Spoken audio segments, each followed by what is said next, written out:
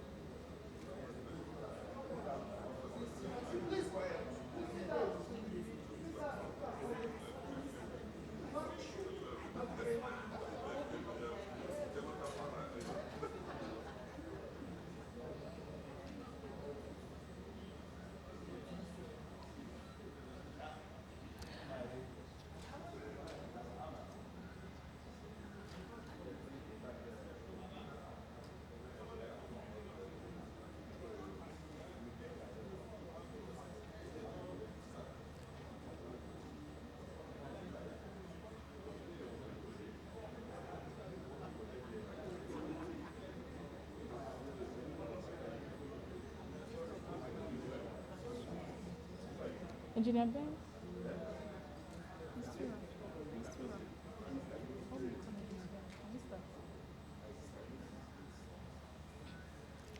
Good morning, distinguished engineers, ladies and gentlemen. Please indulge me to ask every one of us to stand up as we take the national anthem and the second stanza as our opening prayer.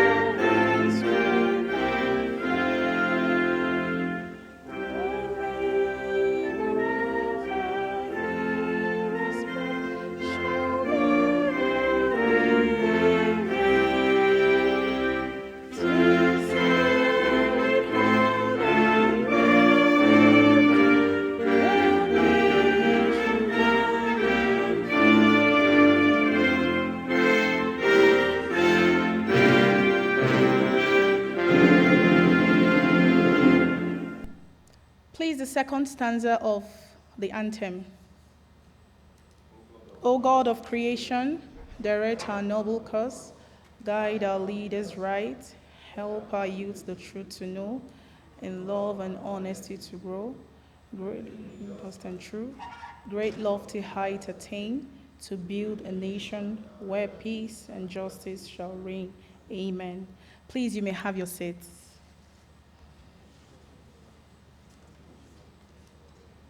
Once again, good morning, distinguished engineers, guests, ladies and gentlemen, and members of the press.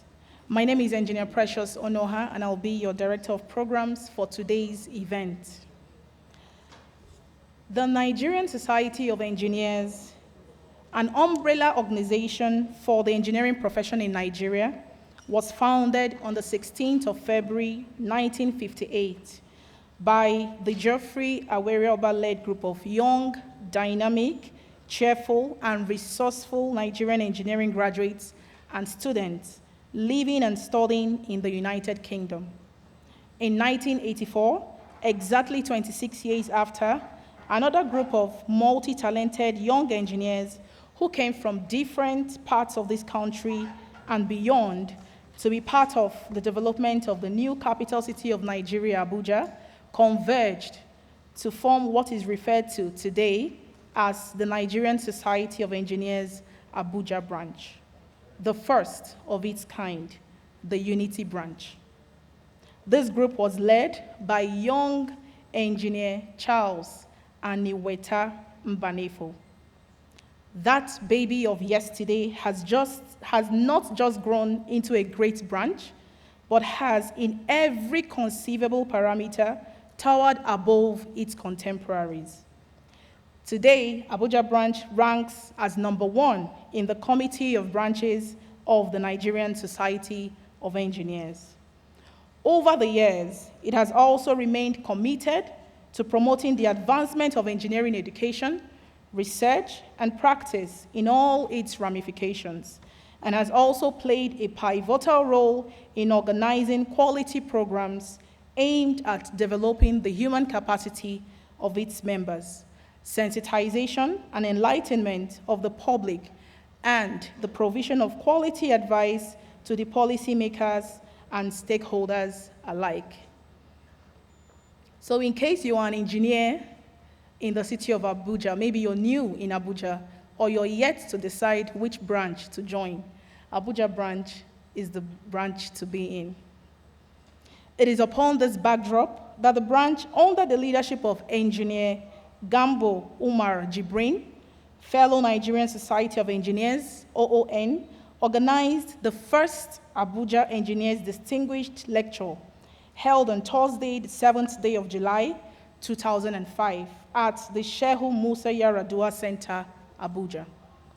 The theme of the program, which attracted the creme of the Nigerian professionals and dignitaries from all walks of life, was solid waste management, hazard to the environment and agriculture. And the guest speaker, who was a UNIDO representative in Nigeria, Dr. David D. Tommy, did justice to the theme. In 2011, under the leadership of Engineer Joseph Olatunde Akintaye, fellow Nigerian Society of Engineers, the Abuja Engineers Distinguished Lecture was christened the Engineer Charles Mbanefo Distinguished Lecture in honor of the founding chairman of the Nigerian Society of Engineers, Abuja branch, Engineer Charles Aniweta Mbanefo, FNSE. That lecture was held on Thursday, the 16th day of June, 2011, at the Conference Center of the National Space Research and Development Agency, Abuja, under the chairmanship of Engineer Olumuyiwa Alade Ajibola, fellow Nigerian Society of Engineers, the then president of the society. And the theme was the role of advanced micro-manufacturing technology for space applications, and the guest speaker was Professor Baynard of the School of Engineering, University of Liverpool, United Kingdom. Since then, the Engineer Charles Mbanefo Distinguished Lecture has become an annual event of the branch, and seasoned professionals from different continents of the world have been invited as guest speakers.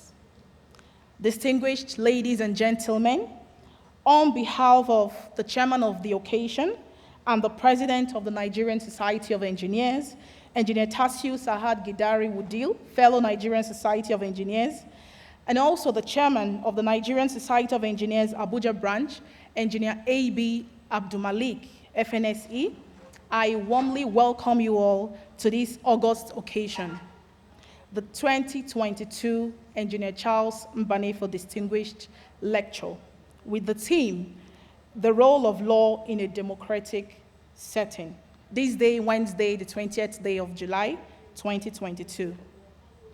Seated in this auditorium are distinguished personalities who have traveled from the length and breadth of this country in order to be here at this worthwhile event. I would like to recognize the following dignitaries in our midst. The President of the Nigerian Society of Engineers, Engineer Tasiu Sahad Gidari Wudil, fellow Nigerian Society of Engineers. You're welcome, sir. Seated next to him is the President and Chairman in Council of the Council for the Regulation of Engineering in Nigeria, Engineer Ali Masuya Rabiu, fellow Nigerian Society of Engineers. Shigarin Lafia, you're welcome, sir. We also have our guest speaker here, Honorable Justice Zainab Adamu Bolkachua, OFR CFR, the Honorable former President of Court of Appeal. You're welcome, ma'am. The man because of whom we are gathered here today, our celebrant, our dear father, Engineer Charles Aniweta Mbanefo, fellow Nigerian Society of Engineers. You're welcome, sir. Seated next to him is his amiable wife, Mrs. Irene Ifeyinwa Chinwe Mbanefo. You're welcome, ma'am.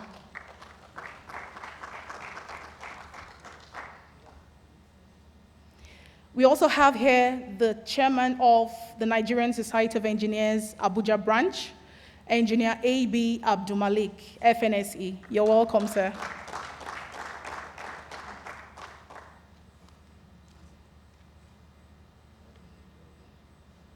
Engineer Valerie Ifweko Aberaba, fellow Nigerian Society of Engineers. I saw her in the room. Maybe she stepped out. Past president of APWEN. You're welcome, ma'am. We also have Engineer Mrs. Nkechi Isigwe, also a past president of the Association of Professional Women Engineers of Nigeria. You're welcome, ma'am.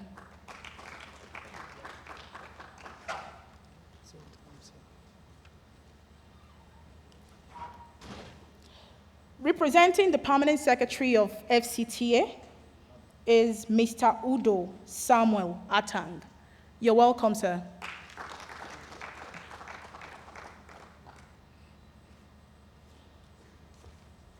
We have National Executive Committee member of the Nigerian Society of Engineers here with us, Engineer Mrs. N.S.E.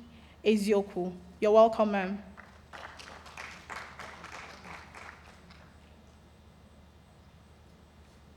All divisional chairmen, branch chairmen, council members of the Nigerian Society of Engineers, DGs and MDs of parastatals, and all other protocols are duly and respectfully,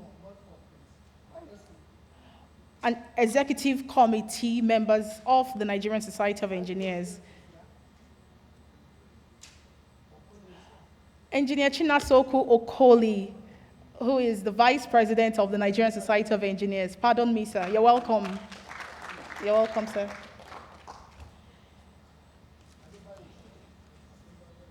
In the course of the program, would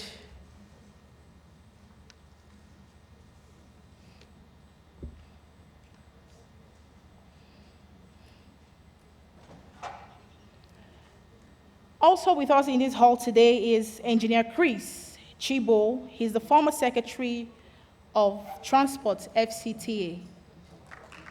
You're welcome, sir. Engineer Felix Wanko, fellow Nigerian Society of Engineers, who is a past Vice President of the Society. You're welcome, sir.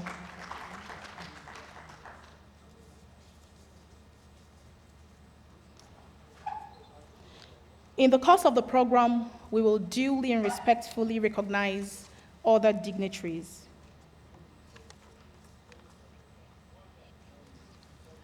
He is an electrical engineer, a graduate of the prestigious Ahmadu Bello University Zaria, where he obtained his Bachelor's of Engineering, his Master's of Administration from the University of Chichester, UK, and a PhD student with the University of Bolton, United Kingdom. He's presently a Deputy Director in the Department of Mass Housing, FCDA, Abuja, with over 25 years of multidisciplinary experience in engineering. Ladies and gentlemen, please help me welcome upstage for his welcome address the Chairman of the Nigerian Society of Engineers, Abuja branch, Engineer A.B. Abdulmalik, fellow Nigerian Society of Engineers. We can do much better than that.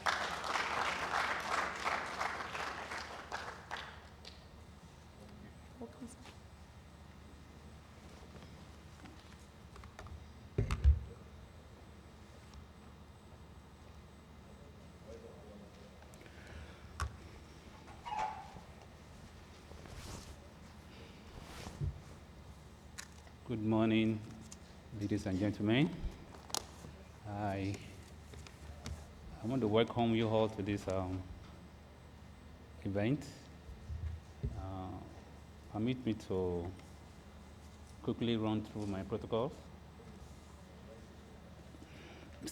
The President and Chairman in Council, Engineer Tasiu Sahad Gidari Udil, FNSC, and Chairman of this occasion. Welcome, sir.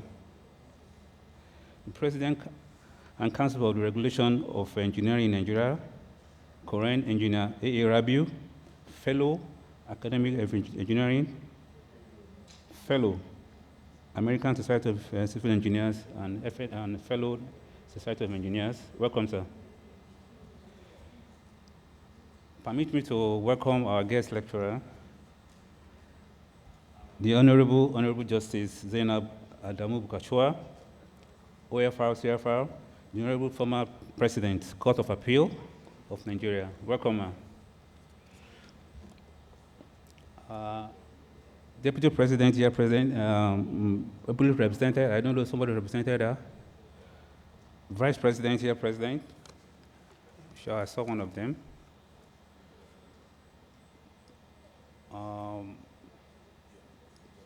Vice President, here present, Engineer Wanko, welcome, sir.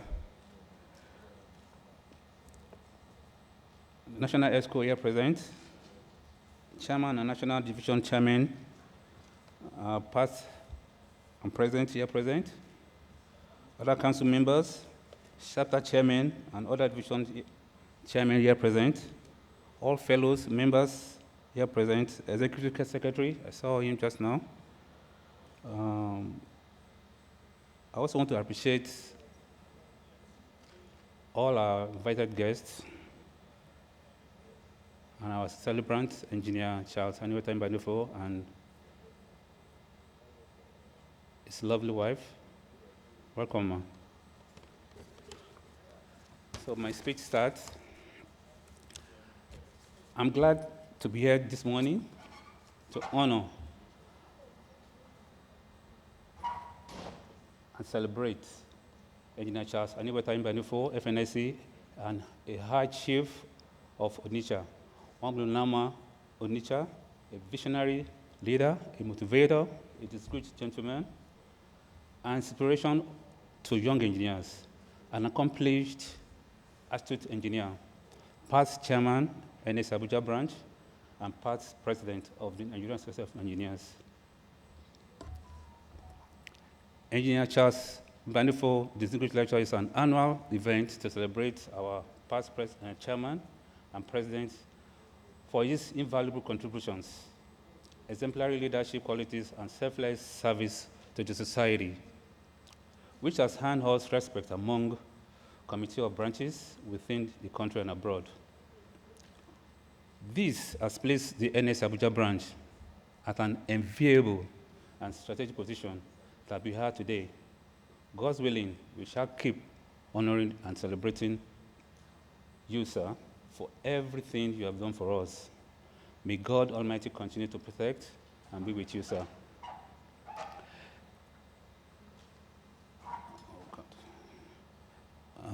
Sorry, it's moving. Let me also especially appreciate his wife, my mother, Chief Mrs. Irene A. Mbanefo, who has worked double to keep him looking much younger.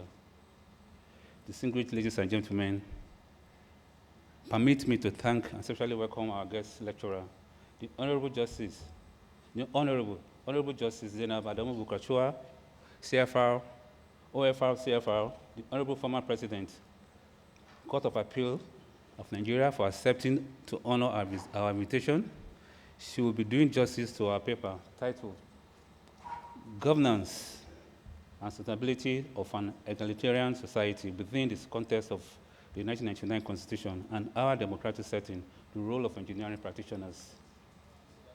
Special appreciation also to our President, Engineer Tasiu Sahad Gidari Udil, FNSC, for his unflinching support, our distinguished invitees that have squeezed time out of your tight schedules to make it here this morning. On this note, I want to sincerely welcome everyone to this 2022 Engineer Charles Mbanefo District Lecture, which is the 12th edition. It is on record that this English lecture series started in the year 2011, and hereby I appreciate our past chairman for keeping pace to this event to date.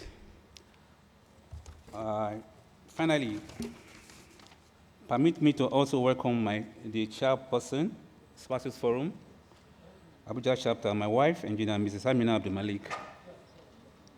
I also want to say a very big thank you, and God bless you for coming. Thank you very much. So, you're welcome.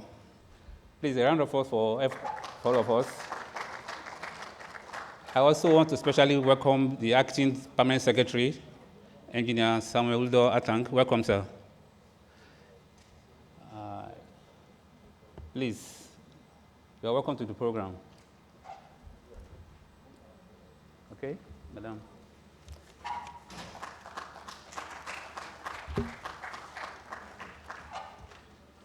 We can give him a more resounding applause, please. Thank you for the welcome address, sir. I would also want to specially recognize the presence of Engineer Ovens Ehimate, fellow Nigerian Society of Engineers. He's the Executive Director of the Federation of African Engineering Organizations, FAEO. You're welcome, sir. Also in our midst this morning is Engineer Shehu Hadi Ahmad, fellow Nigerian Society of Engineers. He's Executive Secretary of FCDA, ably represented by Engineer Emmanuel Oluwadamisi, fellow Nigerian Society of Engineers, Director, Mass Housing. We also have with us Engineer Oladipupo Isiaka Mabogaje, fellow Nigerian Society of Engineers. He is the chairman of the NSE Maitama branch. You're welcome, sir.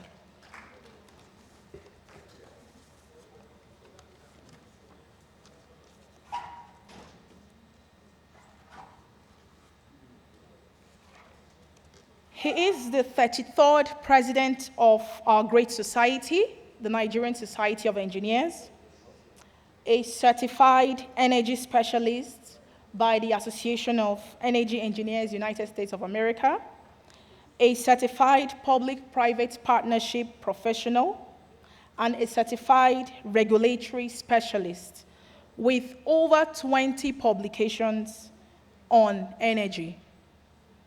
No wonder he is changing the trajectory in giving the NSE Secretariat an entirely new facelift.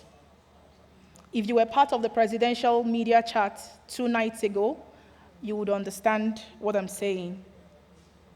Coming up with very beautiful and creative innovations of the Smart Secretariat, setting up a mentorship platform using an artificial intelligence platform or machine.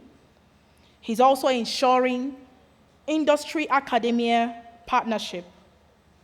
He's also bringing back the TVET to our engineering practice and also ensuring that the NSE database is safe. Very importantly also, he believes in transparency and in stewardship. Ladies and gentlemen, with a resounding applause, and if possible, a standing ovation, help me to welcome the President of the Nigerian Society of Engineers, Engineer Tasiu Sahad Gidari Udil, fellow Nigerian Society of Engineers, for his opening remarks. You're welcome, sir. Thank you. Please sit down. Sit down, sit down, please.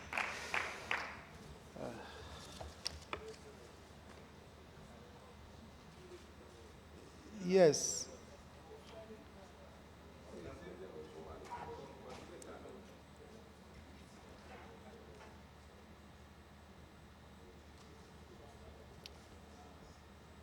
Welcome back, sir. I believe the chairman has set the a very strong electronic foundation of the protocol. Sorry, sir.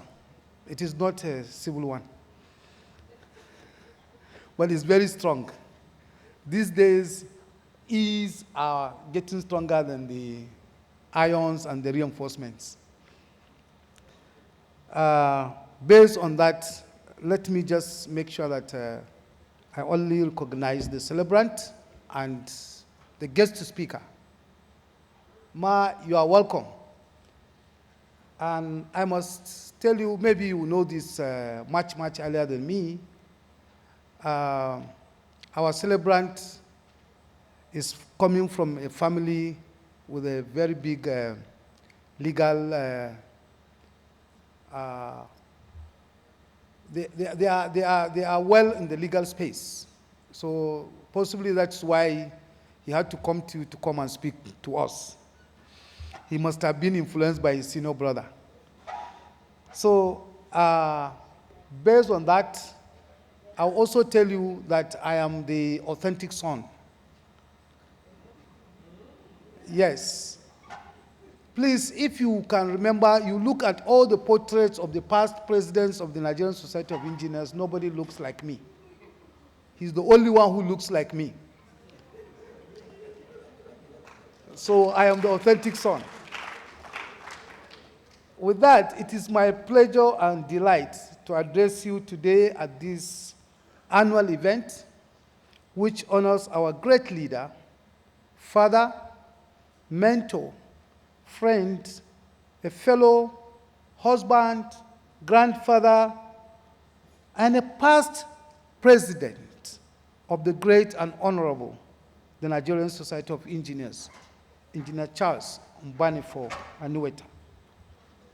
Since the approval of the Abuja branch by the Nigerian Society of Engineers, the Council of the Nigerian Society of Engineers in 1985, incidentally, Abuja branch was born at the same time with my branch, Bauchi branch. So you can see the linkage. The branch has continually played its role as the mother branch to all branches of NSE in the FCT, priding itself as the unity branch. It has given birth to 3 branches: Maitama branch, Giri branch, and Bari branch. And we are still counting. Today's lecture has taken a dimension from our regular technical discussions and touching on issues concerning us as citizens of our great nation, Nigeria, the role of law in a democratic setting. A lot of people will be thinking, what do the engineers need in law?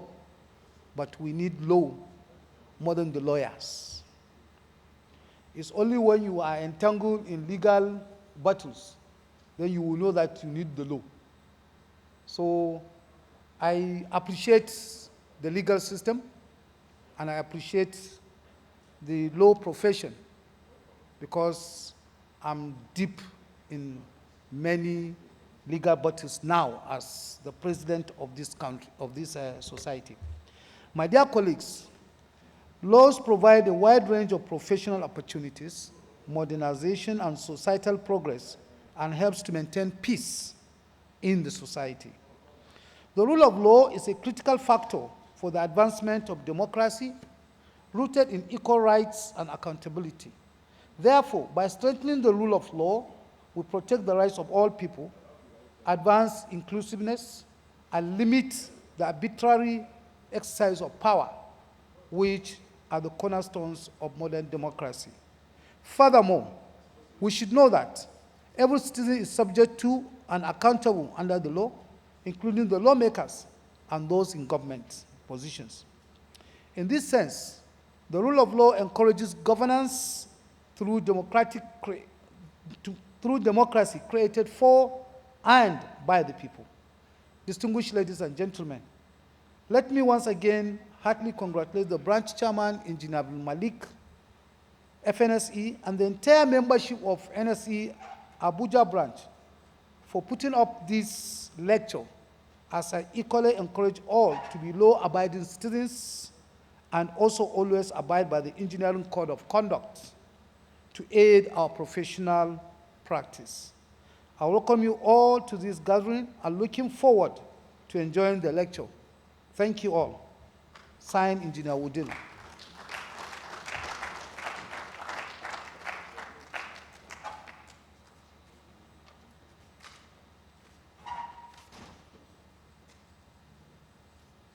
If you ask me, I would say that's not a presidential clap.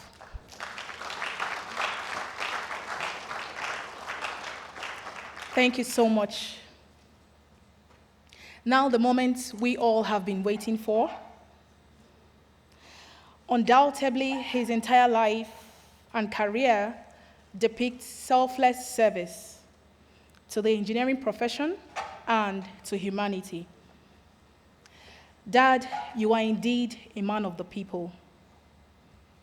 Today we honor an astute leader, a worthy father, a visionary founding father, a valiant hero of our time, a man of integrity, simplicity, and humility, a repository of wisdom, with achievements too numerous to count. In every sense of it, he is the man of the hour who came, saw, conquered, and is still conquering at the age of 81.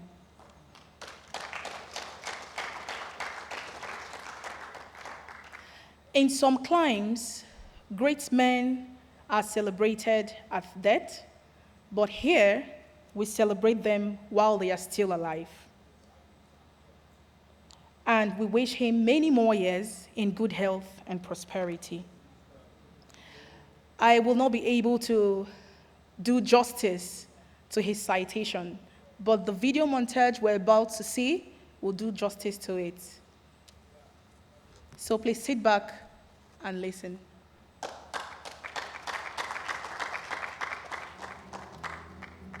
We are wherever you find me. So be still, don't make. It was Abraham Lincoln that said to his fellow Americans in 1862, and I quote, "Fellow citizens, we cannot escape history. We will be remembered in spite of ourselves. No personal significance or insignificance can spare one or another of us. The fiery trial through which we pass will light us down in honor or dishonor to the latest generation." End of quote. Such is what history will remember Engineer Charles Aniweta Mbanefo, FNSE, a man who came, saw, and is still conquering, be it in his immediate life or in the engineering sphere. No doubt, Engineer Mbanefo started off with the purpose to serve and be of immense help to humanity, a gesture that has written his name in the sands of time and will continue to resonate even after he is long gone. This is simply an incontrovertible fact, as his works give a historical account of his life and his personality. He is a distinguished and eloquent leader with a great baritone voice. He is a man of great moral disposition, which has helped to set the standard for excellence and discipline among his followers in his entire varied career. His name will continue to be a household name among many who have worked with him or encountered him during his illustrious career. His uprightness, character, and quality is known to all and sundry. Engineer Charles Aniweta Mbanefo, FNSE, was born in Onitsha on April 16, 1941, to the family of Chief Isaac Anyeboka Mbanefo and Mrs. Ezelagbo Mbanefo. Charles Mbanefo hails from Odojele village of Onitsha in Onitsha North local government area of Anambra State. He had his primary education at St. Joseph Primary School, Onitsha, and attended the prestigious College of the Immaculate Conception, CIC Enugu, for his secondary education. At CIC Enugu, he won many sporting laurels in field and track events and was also the school captain. In 1961, young Charles Mbanefo left for the United Kingdom, where he completed his A-levels at the Wood Newton Private School in Banbury Cross, UK. He proceeded to Glamorgan Poly in South Wales, United Kingdom, where he graduated with H&D in Civil Engineering. Thereafter, he gained admission into the prestigious University of Ottawa in Ontario, Canada, where he graduated with a bachelor's degree in Civil Engineering and subsequently a master's degree in Foundation Engineering. Engineer Mbanefo began his distinguished and distinctive engineering career as a pupil engineer with the Glamorgan County Council, South Wales, United Kingdom. His rich experience in construction was garnered at Michelle Construction UK and Calavino Incorporated Construction, Ontario, Canada, while his ingenuity in design was acquired at Thomas White Consulting UK, J.R. Richard Consulting, Ontario, Canada, and Tro, Ontario, Canada. He was also very conspicuous in the academic arena and was a lecturer in the Department of Civil Engineering, Algonquin Poly, Ottawa, Canada. In 1979, Engineer Charles Mbanefo met the then Emir of Zazzau, His Royal Highness Alhaji Dr. Shehu Idris, CFR, who was on an official visit to Canada. The Emir persuaded him to return to Nigeria and contribute towards the development of the new Federal Capital Territory, Abuja. Almost at the same time, he met Adamu Muhammad Bulkajoa, a senator of the Federal Republic of Nigeria from Bauchi North Senatorial District, who also appealed to him to return home and contribute his quota in the nation building. Because of his patriotism and love for his motherland, he answered the clarion call and returned to Nigeria in 1982. Upon his return, Engineer Mbanefo joined the services of the Federal Capital Development Authority, FCDA, as a principal engineer in 1982 and served the nation meritoriously till his retirement as a deputy director in 2001. During his working career with the Federal Capital Development Authority, Abuja, Engineer Mbanefo was in charge of design. He did the vetting and approval of structural drawings and supervised the construction of some major districts and monumental edifices in the Federal Capital Territory. Some of the projects in the FCT that attest to his legendary engineering prowess include the Aso Villa, the National Assembly Design Stage, the Supreme Court, the Federal Secretariat, the National Stadium, the International Conference Center, the National Mosque, and the Transcorp Hilton. Engineer Mbanefo also worked on district areas of Abuja, such as Maitama, Garkitu, Jabi District Design Stage, delivering engineering masterpieces which has continued to create an awe experience for residents and visitors in the capital city. For example, the original design of Maitama District had 5 bridges, but when Engineer Mbanefo took charge as the chief resident engineer for the project, he, alongside his team, displayed a mastery and prolific engineering finesse by removing 4 of the bridges, replacing them with culverts and underground drainage. They also introduced a dam along the Shehu Shagari Way, which people ply daily without noticing. Engineer Charles Aniweta Mbanefo was also involved in the establishment of the Development Control Unit of FCDA and also served in many FCTA and national committees, including the Conservation of Environment Regulatory Commission that took him around the country and finally birthed the Federal Environmental Protection Agency, FEPA, and later metamorphosed into the present Federal Ministry of Environment. Engineer Mbanefo is a registered professional engineer of Ontario, Canada, a current registered engineer, a member of the Canadian Geotechnical Society, and a fellow of the Nigerian Society of Engineers. Engineer Mbanefo was instrumental in the establishment of the Nigerian Society of Engineers, Abuja branch in 1984, and became the founding chairman of the branch, the primus inter pares. His service to the Nigerian Society of Engineers at the national level began in 1988 when he was elected an ex-co member. In 1993, he was elected as one of the 3 vice presidents of the NSE. He was re-elected as vice president in 1994 and 1995. And in 1996, he was also elected unopposed as the deputy president of the Nigerian Society of Engineers. Engineer Charles Mbanefo, FNSE, became the 21st president of the Nigerian Society of Engineers in 1998, thereby maintaining his family's distinguished professional tradition, just like his brothers, Architect Frank Nwabora Mbanefo, FNIA, past president, Nigerian Institute of Architects, NIA, and Architects Registration Council of Nigeria, ARCON, and Ambassador Chief Arthur Christopher Ezegbunam Mbanefo, CON, MFR, FCA, Diodu III of Onitsha, past president, Institute of Chartered Accountants of Nigeria, ICANN. As NSE president, Engineer Mbanefo took the practice of engineering to the grassroots and visited all NSE branches. Engineer Mbanefo has attended many engineering workshops, seminars and conferences, and has made many presentations in local and international arenas. Engineer Mbanefo is still very active in the Nigeria Society of Engineers and has been a member of the council for 33 consecutive years. At the ripe age of 80, Engineer Charles Mbanefo is still very concerned about the future of engineering practice in Nigeria. Despite his active professional life, he still makes time for his religious and philanthropic activities and has been involved in establishing and building the Catholic Church in the FCT, from Garki to Wuse, Life Camp, Karashi to Buhari, Kuje to Gwagwalada, Kwali to Abaji, and others. He is also actively involved in cultural activities and holds the traditional title of Wamulunamma Onitsha.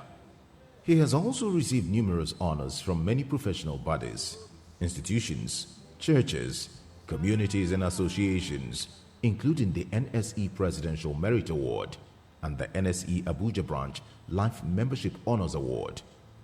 In 2011, the Nigerian Society of Engineers Abuja Branch named the Abuja Engineer Distinguished Lecturer as Engineer Charles Mbanefo Distinguished Lecturer in his honor for his great role in reshaping the course of engineering practice in Nigeria. Mentoring young engineers has always been his passion. His mission is to advance great causes, and he has never relented.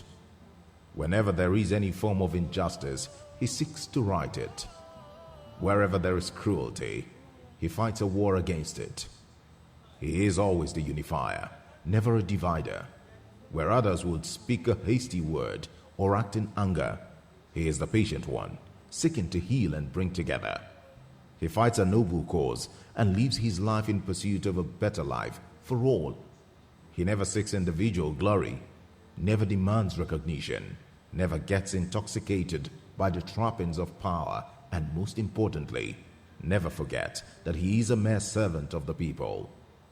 He has a physical and moral precision of mind, which enabled him all through his varied career to rise far above the ordinary levels of his generation. This alone stands him tall in the verdict of history. As Bob Marley succinctly put it, the greatness of a man is not in how much wealth he acquires, but in his integrity and his ability to affect those around him positively. For this reason, Engineer Mbanefo has been described as a paragon of virtue and the rare jewel of both the current and future generations of engineers. Engineer Charles Mbanefo is a family man. The atmosphere in his home is the sweet fruit of his life of struggle and sacrifice. His married life portrays and exemplifies the peace he exudes in his own life. He has maintained a unity of purpose with the wife of his youth, Irene Chinwe Ifeyinwa Mbanefo. Charles and Irene as a couple, a story of love, a unity of such deep friendship and mutual respect, a personal and unique partnership that has lasted 4 awesome decades. Their marriage is blessed with 3 children, Elizabeth, Yvonne, and Charles Jr., and a grandchild. Engineer Charles Aniwetam Mbanefo FNSE, Wambulunama, is an unusual personality of multiple and variegated credentials, an extraordinary, quintessential star in the intellectual firmament, a charismatic leader, an epitome of a godly servant, an embodiment of an academic genius, an encyclopedia of maturity, a repository of wisdom, a monument of excellence. And in the definitive nature of this very moment, we can say, with every sense of dignity and responsibility, that Engineer Charles Aniwetam Mbanefo came, saw, conquered, and at 80, still conquering.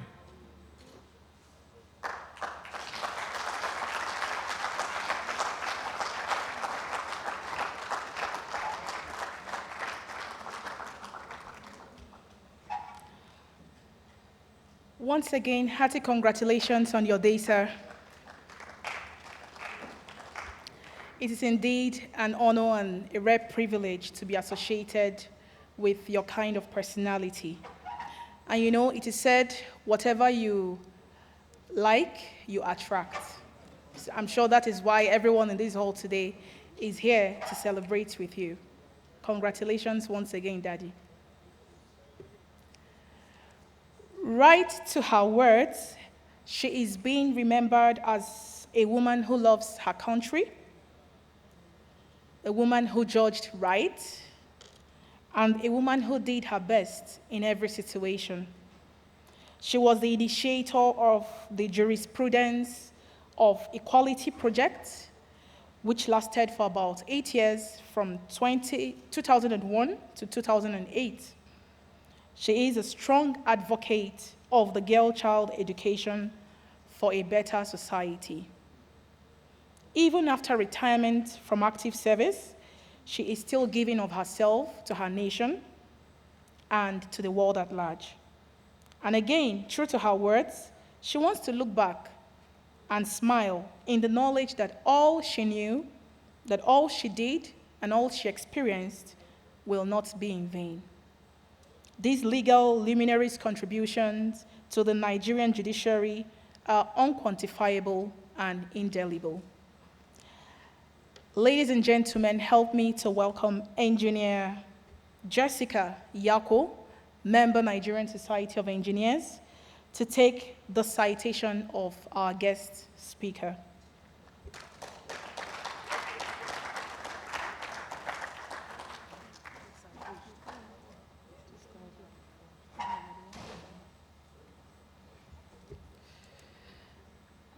Permit me to stand on the existing protocol. I'm here to read the citation of Honorable Justice Zainab Adamu Wilkashua, OFR, CFR. Ma, please, can you just come up to stand for everyone to see you? Thank you, Ma. Honorable Justice Zainab Adamu Wilkashua, the Honorable former President, Court of Appeal, is an indigene of Nafada local government area of Gombe State. She was born on the 6th of March, 1950 in Bauchi State. She started her primary school education in Kaduna between 1957 and 1960 before proceeding to senior primary school, Maiduguri Road, Kaduna, where she obtained her school leaving certificate in 1963. In 1964, she began her secondary education in Queen Elizabeth School, Ilorin, at the end of which she obtained her West African School certificate.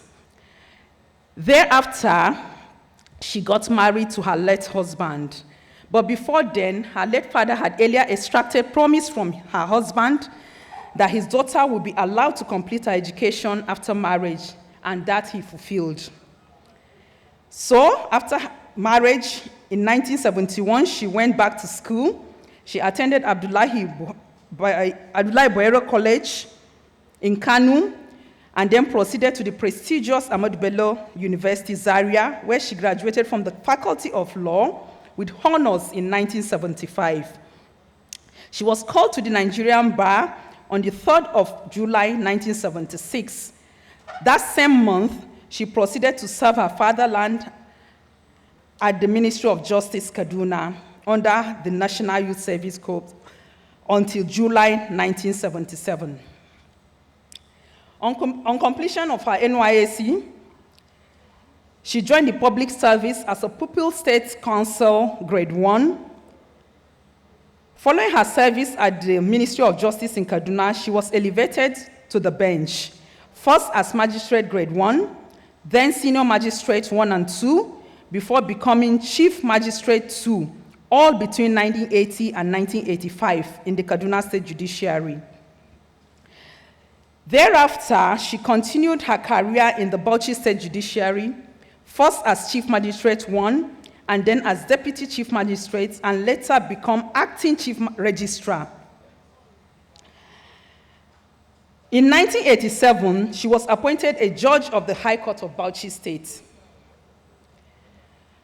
In 1996, when Gombe State was created, she had the unique honor of being appointed as Chief Judge of Gombe State Judiciary from January 1997 to December 1998.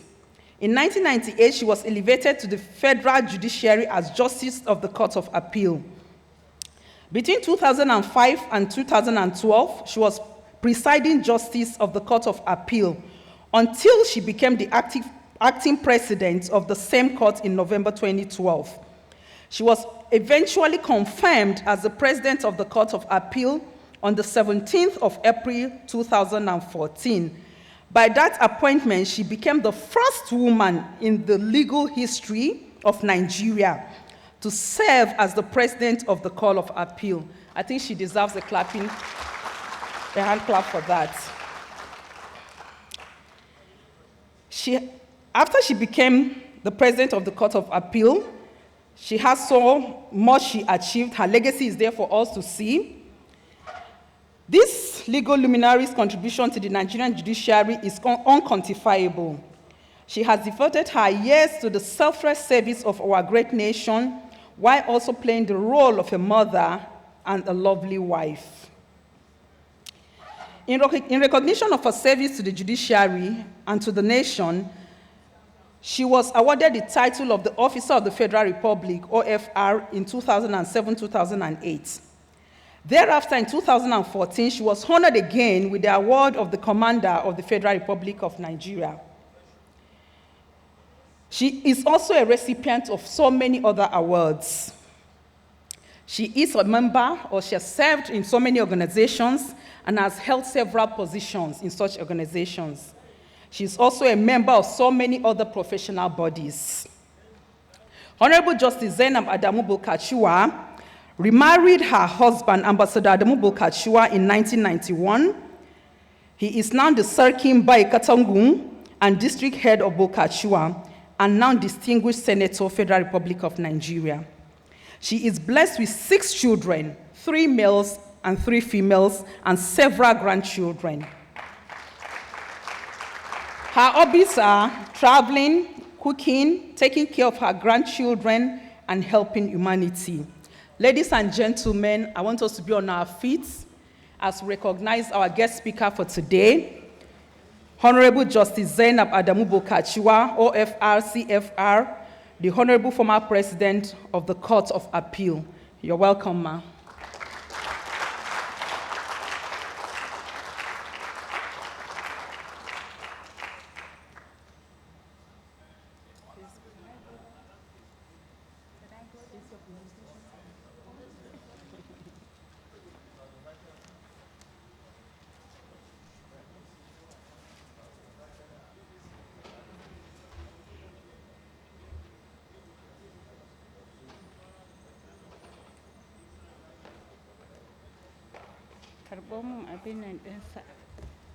Can I have your protocol list?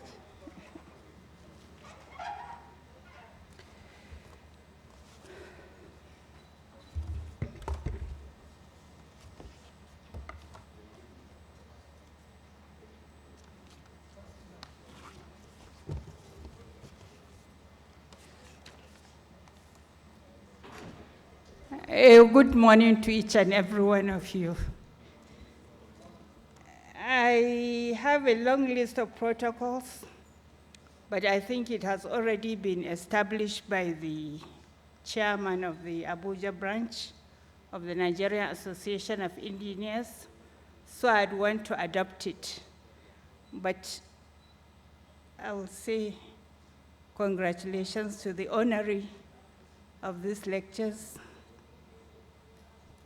Engineer Charles Mbanefo, and his amiable wife, Irene, and at the same time to the president of the National Engineering Association of Nigeria. Good morning to every one of you. I'm immensely grateful to the chairman, Nigerian Society of Engineers, Abuja branch, Engineer Abi Abdul Malik, FNSE, for his kind invitation to me to be the guest speaker at the 2022 Engineer Charles Mbanefo Distinguished Lecture of the Abuja branch of the Nigerian Society of Engineers. I must also sincerely appreciate the gesture of the chairman for giving me the opportunity to determine a theme for this year's lecture, which I believe must inculcate and endanger a discourse on topical, national, continental, and global issues. I've expanded my subject to be governance and sustainability of an egalitarian society within the context of the 1999 Constitution and our democratic setting, the role of engineering practitioners.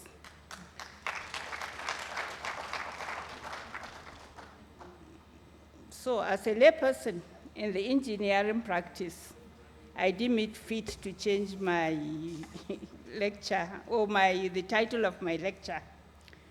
It is no longer news that the 1999 Constitution, as amended, bestowed on this country and its citizens presidential system of government with executive powers to the president, governors of the states, and chairman of local government councils all over the federation.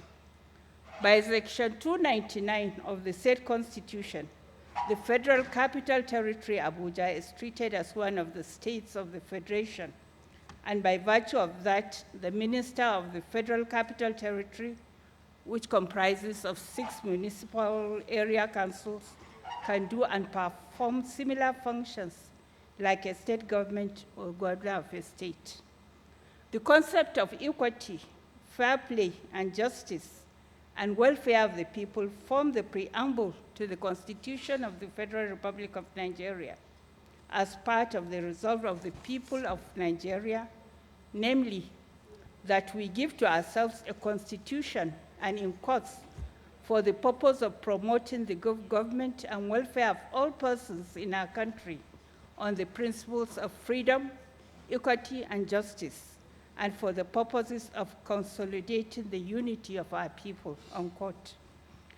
In order to achieve the above laudable or lofty ideals, the Constitution provides for 3 arms of government, i.e., the executive, the legislature, and the judiciary, popularly called the judiciary or the courts. Section 4 of the Constitution gives or invested the legislature, our National Assembly, vide Section 4 thereof, the powers to make laws for peace, order, and good government of the Federation, or any part thereof. Section 5 of the Constitution provides for the federal government at the center and for the executive powers of the Federation, which are vested in the President, who may exercise such powers through the Vice President, ministers, or other political appointees or persons in the public service of the Federation. It is very crucial or important to mention that apart from the formulation of policies,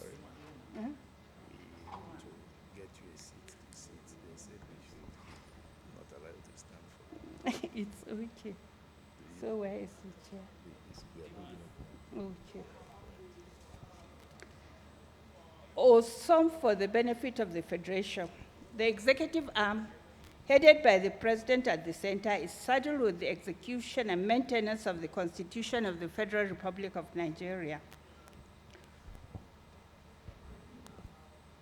as amended, and to carry out and execute all laws made by the National Assembly and all matters over which the National Assembly. What about the other one? No, this is too cumbersome. Huh? Okay. It's okay. I apologize, it's my age.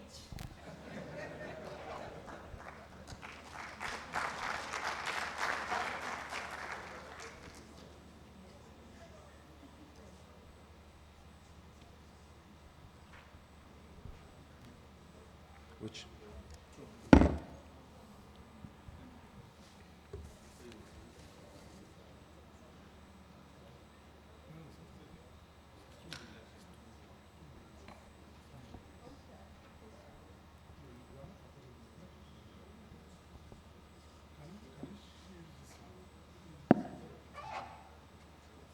No, to govern. See another one.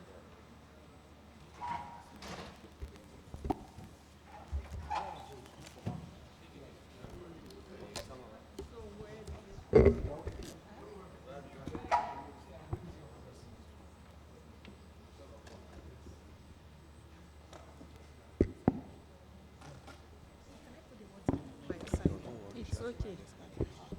Do I need this? I need it.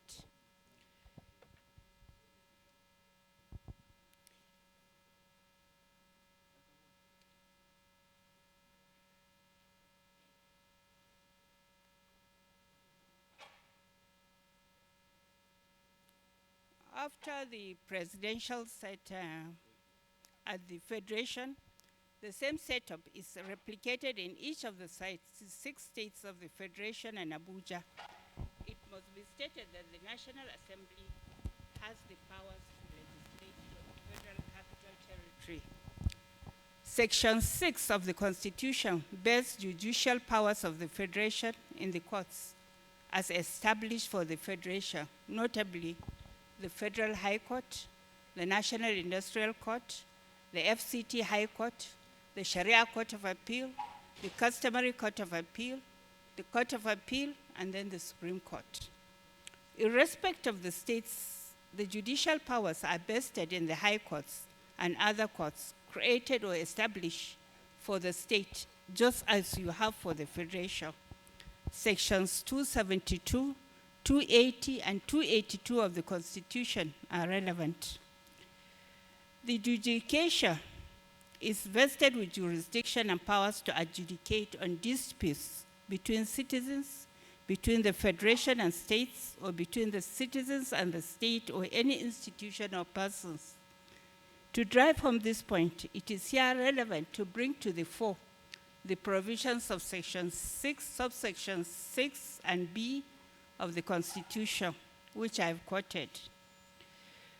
The justices and judges of our courts are given mandate to be impartial in adjudication of disputes aforesaid, and that it is discharge of their duties with the mandate to accord fair hearing to all litigants or accused defendants appearing before the courts. Section 36 of the Constitution of the Federal Republic 1999 as amended brings to the fore this point. The above separation of powers between the 3 arms of government is geared towards ensuring an egalitarian society where the rule of law and equality would prevail and everyone would be catered for in terms of political, economic, and social well-being. It also ensures that rule of law will thrive and due process will be followed by all arms of government in the performance of duties and functions assigned to them under the Constitution. The rule of law also mandates the governed to perform their duties and obligations within the parameters of due process. There should be no room for impunity or violation of the laws of the Constitution. All these apparatus of government are put in place to ensure the observance and performance of constitutional duties imposed on the three arms of government for the betterment of the people of Nigeria and foreigners who might have business to transact or carry out within the country in accordance with the laws of the land. It must be noted that a government exists to coordinate the ordinary affairs of the nation or country where the rule of law will thrive and all and sundry will have equal opportunities to means of livelihood and social well-being. Those, in order to provide basic amenities for the society, the Constitution of the Federal Republic of Nigeria makes it the bounden duty of the government comprising the three arms already mentioned to provide and ensure rule of law, security, welfare, good governance, while at the same time fostering the unity and progress of the people of Nigeria. The Constitution also makes it clear that the government of the Federation shall not adopt any religion as a state religion. In other words, Nigeria is a secular state. Nigeria is a state bound in freedom, peace, and unity. I have used the definition in Black's Law Dictionary to define what an egalitarian is, and then what an egalitarianism is. So the Constitution thus provides for process of nomination and election of people into various offices. That is the president, the vice president, the governors and deputy governors, the national and state assembly members, the area councils for the FCT and into local government councils in each of the 19 states of the Federation. These are covered by Section 153F, Section 160, and in Part 1 of the third schedule to the Constitution for the political offices at the center, and Section 197B of the aforesaid Constitution and Part 3 of third schedule thereof for the conduct of election into local government and state levels. The Electoral Act 2022 saddles the Independent National Electoral Commission the duties to conduct elections into the offices I had mentioned earlier. Provisions as contained in the said Electoral Act for a free and fair election. The use of electronic voting, via smart card readers, and other technological devices have now been deployed in the conduct of elections in order to obviate rigging, overvoting, and multiple voting by voters. They are also put in place to ensure credible, free, and fair elections at all levels. They are also devised to alleviate undue delay in announcing results of elections. The just concluded Osun State election, governorship election is an example. All these processes are designed to have good, reasonable, and fair-minded people at the helm of affairs in the governance of this nation, based on democratic ideals in the best interests of populace. When a government is put in place via elections by the Nigerian voters, the Constitution gives mandate, functions, and duties to the government at all levels or tiers of government, that is at the federal or center, state, and local government levels. What are the duties and the responsibilities? I have mentioned in passing the sections of the Constitution that instituted each of the arms of government. Specifically, the Constitution of the Federal Republic of Nigeria, in Chapter 2 thereof, the fundamental objectives and directives principle of state policy comprehensively set out the fundamental obligations and responsibilities of all organs of government. The relationship between the government and the people, which may be termed social contract, political objectives, economic objectives, social objectives, educational objectives, and many more. It is here appropriate to reproduce Section 14, 17, 18 of the 1999 Constitution as amended, which are very relevant for this topic. So I've quoted Section 14, subsection 1, subsection 4, subsection 2A, subsection B, subsection C, subsection 3, section 17, subsection 1, subsection 2, A, B, C, D, E, and then subsection 3, subsection A, subsection B, subsection C, D and F, G, H, and then subsection 18, subsection 1, subsection 2, subsection 3, subsection 3, and then subsection 3A, B, C, and D. As can be seen from the constitutional framework, the federal, state, and local governments have the arduous responsibility of providing for the citizens the following, among others: security and welfare of all the people, electricity, good and durable roads, health facilities and medical facilities, and well-equipped hospitals, affordable housing and accommodation for low-income workers, transportation, which includes air, land, and sea, enabling environment for commercial activities, communication in all its spheres, acquisition of technology as an aid to economic growth and welfare of the populace, large and small-scale industries, development of agriculture and mechanized farming, provisions of enabling environment for artisans and self-employed persons, education for all school-age persons, establishment and maintenance of primary, secondary, and tertiary institutions, protection from environmental pollution, equal opportunity to participate in economic activities and commerce, effective use and coordination of professional bodies, and beneficial engagement of professionals in their various fields to aid economic growth, educational and technological advancement of the nation, economic planning and formulation of policies that will benefit each and every citizen. Pursuant to Section 214 of the Constitution of the Federal Republic of Nigeria as amended, the Nigerian Police Force is established to protect the citizens of this country and foreigners alike and their properties. They are to maintain law and order. We also have the Nigerian Army and other armed forces to protect and defend the sovereignty and territorial integrity of Nigeria and its people.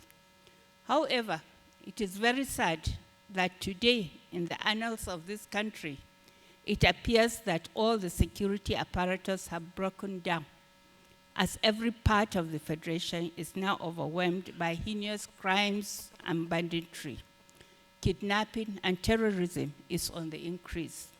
Everyone appears helpless. Security challenges is staring everyone in the face. There is hardly any economic growth or egalitarian society that can be attained by any nation facing serious security challenges as we face in our nation today. There is no steady supply or generation of electricity. Many industries have closed down. Workers are being laid off their employment. Millions of employable youth and other categories of the people are unemployed or underemployed. Many have lost their jobs. Educational institutions have been financially and academically affected by the economy. Learning institutions are dilapidating. Lecturers go on strikes for months or even for years. Universities are graduating students of various professions every year with no peaceable employment for them. Many youth have taken to crimes and prostitution. Schools are being closed down due to lecturer strikes on grounds of failure to pay teacher salaries and inability to fund viable research projects. Most major roads in the country have collapsed or failed, washed away by floods, and in many cases, turned to potholes and no longer motorable. Almost all roads throughout the country are now impassable. Kidnappers and criminal elements had made it impossible for people to travel on roads and to access their farms for food production, and to travel by roads is now a nightmare. Air travels is also fraught with many challenges. The prices keep increasing daily. Notwithstanding that there are men and women of different callings and professions running the affairs of this country in both private and the public sectors, yet things have gone so bad that we are being referred to as a failed state or nation. There is hunger in the land, and the commoners, as well as the so-called middle class or high class in the society, are all living in fear of insecurity and unstable economy and abject poverty. The problems are colossal and daunting. In the face of the situations just highlighted above, the members of public are justly and rightly daily pointing accusing fingers to those governing or ruling the country for being incapable and not responsive enough to lead them to political, economic emancipation and security stability in this country. Nothing appears to be working for Nigerians. One cannot blame them. Almost every day it is bad news or the other. One cannot say in all honesty that there is anything near an egalitarian society in the situation we find ourselves.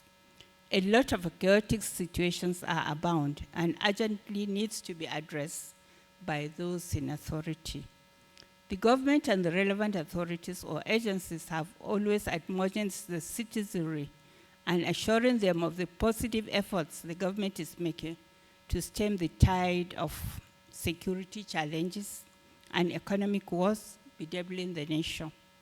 The government have always sought for the cooperation of all of us to help the government to enable it bring back an environment for creation of wealth and employment for those out of jobs and those searching for employment. Many had been displaced by insurgents, Boko Haram, and terrorists. Many had been rendered homeless for no fault of theirs. Many had been killed and maimed.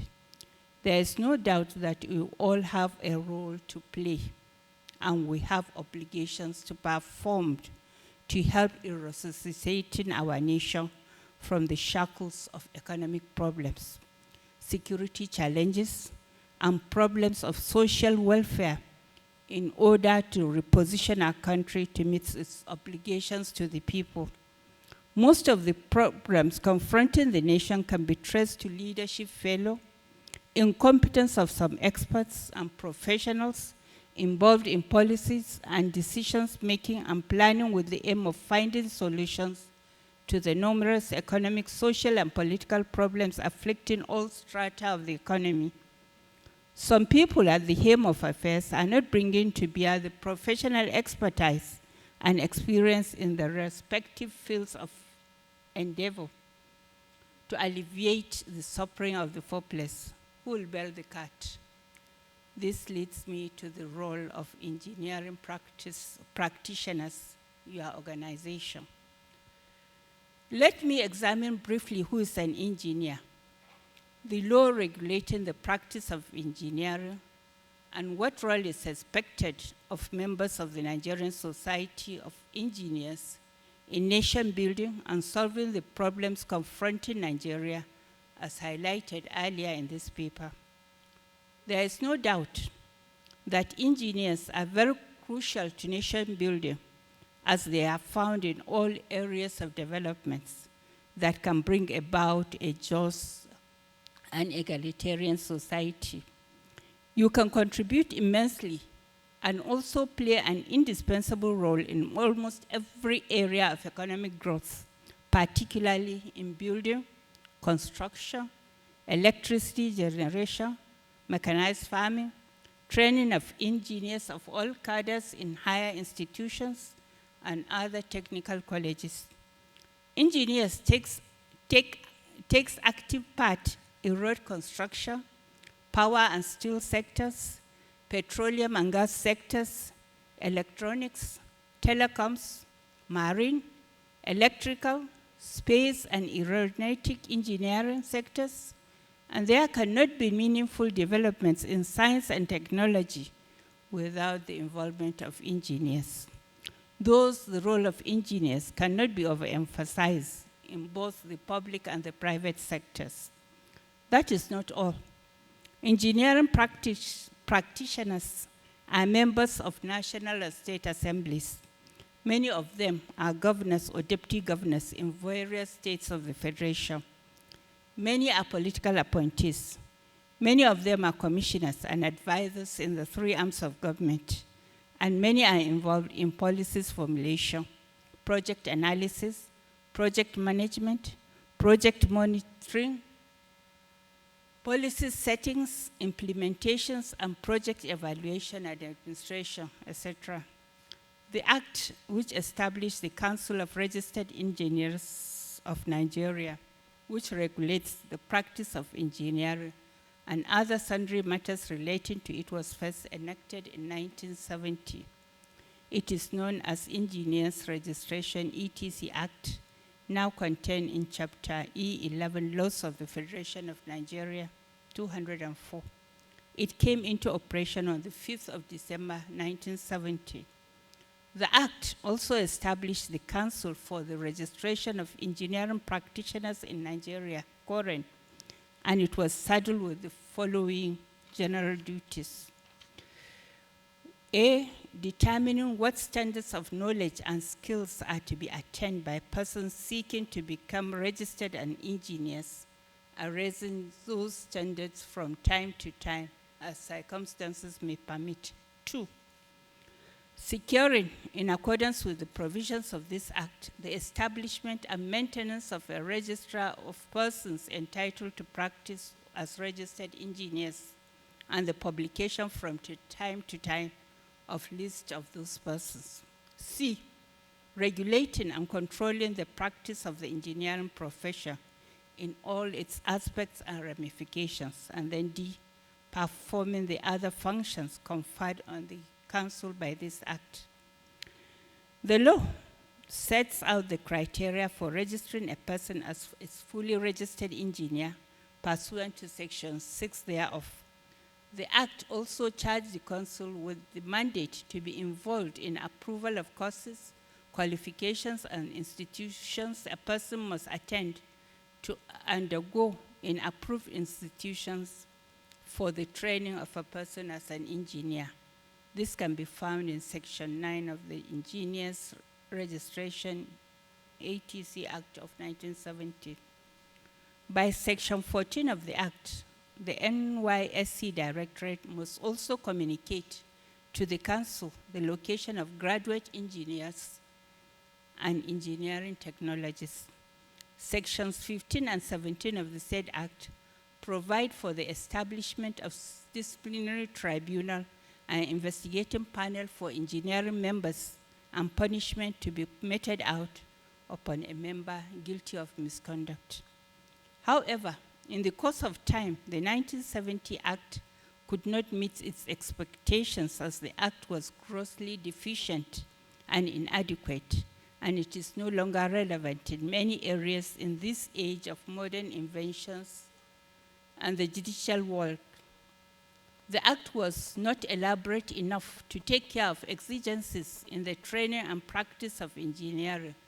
Many fake persons are parading as engineers, particularly at building sites, when in actual fact they have no requisite training and professional experience.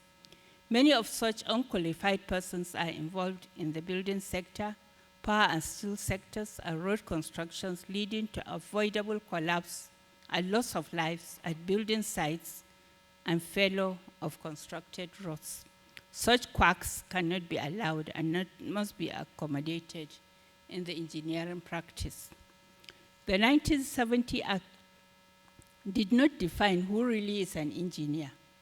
The 1970 Act defined engineering personnel to include a registered engineer, engineering technologist, engineering technician, and engineering craftsman. It, however, defined comprehensively the term practice of engineering under Section 22, and I quote, practice of engineering includes any professional service or creative work requiring the application of spatial knowledge of mathematics, physics, and engineering in form of consultation, invention, discovery, valuation, research, and teaching in recognized engineering institutions, planning, operation, maintenance, supervision of construction and installation involving investigating, advising, operating, evaluating, measuring, planning, designing, specifying, laying and directing, constructing, commissioning, inspecting or testing in connection with any public or private utilities, structures, building machines, equipment, processes, works, or projects. The deficiency in the 1970 Act led the Nigerian Society of Engineers and some well-meaning Nigerians within and outside government to agitate and clamor for a fundamental overhaul and amendments to the Engineering Registration (ETC) Act 1970. Happily, and as a matter of fact, members of your profession in the National Assembly sponsored the bill in the National Assembly, and upon the passage of said bill, which is titled Engineer Registration (ETC) Amendment Bill 2008, the President of the Federal Republic of Nigeria, Alhaji Muhammad Buhari, GCFR, signed it into an act of the National Assembly on the 18th of March 2019. The 1970 Act was thus significantly amended to, among other things, broaden the powers of the councils and its register, recognize the diversity of engineering profession, and to provide for engineering regulation, monitoring, unquote. Still, the new amendment does not define an engineer per se, but as a person engaged in practice of engineering is now referred to as an engineering practitioner, which includes a registered engineer, engineering technologist, engineering technician, and engineering craftsman. See Section 22 of the Engineers Registration Act, amended Act 2018. The same Section 22 as amended now define the practice of engineering to include, I quote, practice of engineering includes any act of planning, professional service, or creative work requiring the application of spatial knowledge of mathematics, physics, chemistry, biology, and engineering principles in form of consultation, invention, discovery, valuation, research, and teaching in recognized engineering institution, planning, operation, maintenance, supervision of construction and installation involving investigation, advising, operating, evaluating, measuring, planning, designing, specifying, laying and directing, constructing, commissioning, inspecting, or testing in connection with any public or private utility, structure, building, machine, equipment, processing, work or project safeguarding the public interest in all sectors of the economy for the benefit of mankind, underlining my unquote. The definitions highlighted above is all embarrassing, as it listed in great detail the various cadre of engineers and players in the practice of engineering. The above definition shows clearly the importance and the indispensable role of engineers in all facets of the economy. Engineers cannot therefore be divorced from governance, particularly in the areas of the provisions of basic amenities and public utilities for the citizenry. It is therefore beyond any peradventure that your role is an essential ingredient for any technological advancement and in delivering dividends of democracy to all strata of the populace. Electricity cannot be generated without an input from an engineering practitioner. Durable road networks and bridges cannot be built or constructed without an engineering practitioner. Mechanized farming cannot thrive without the involvement of an engineering practitioner. Airports and seaports cannot be constructed or operated without the participation of engineering practitioners.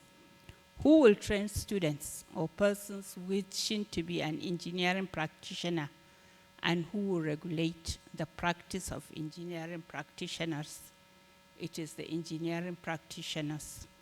Today, the world is now a global village, via modern communication and gadgets like mobile phones, laptops, computers, SMS, WhatsApp, which are all instruments of communication, and which are today deployed in the performance and execution of functions and duties in all places of work, whether in private or public sectors. All these are inventions of engineers. I salute you.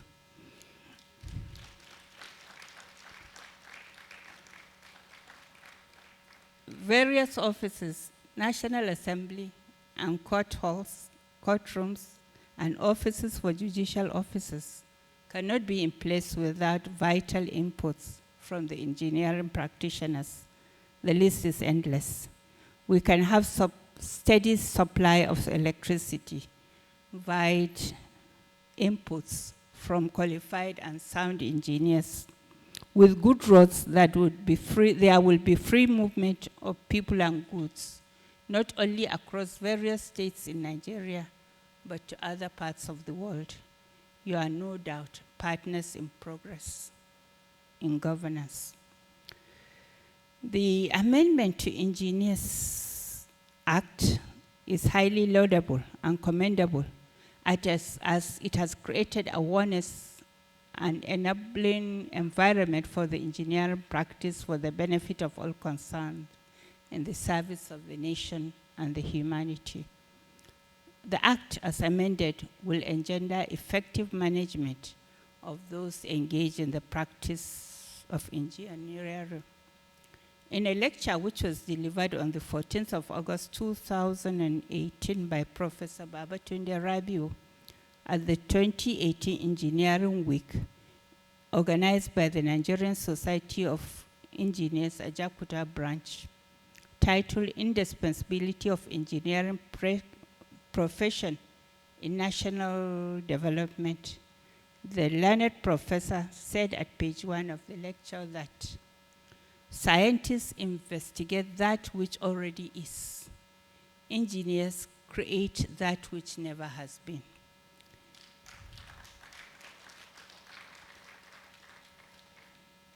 Engineering is an application of science to the common purpose of life. Engineers turn dreams into reality. It is a profession in which a knowledge of the mathematical and natural sciences gained by study, experience, and practice are applied with judgment to develop ways to utilize economically the materials and forces of nature for the benefit of mankind. Theodora and John, 1950.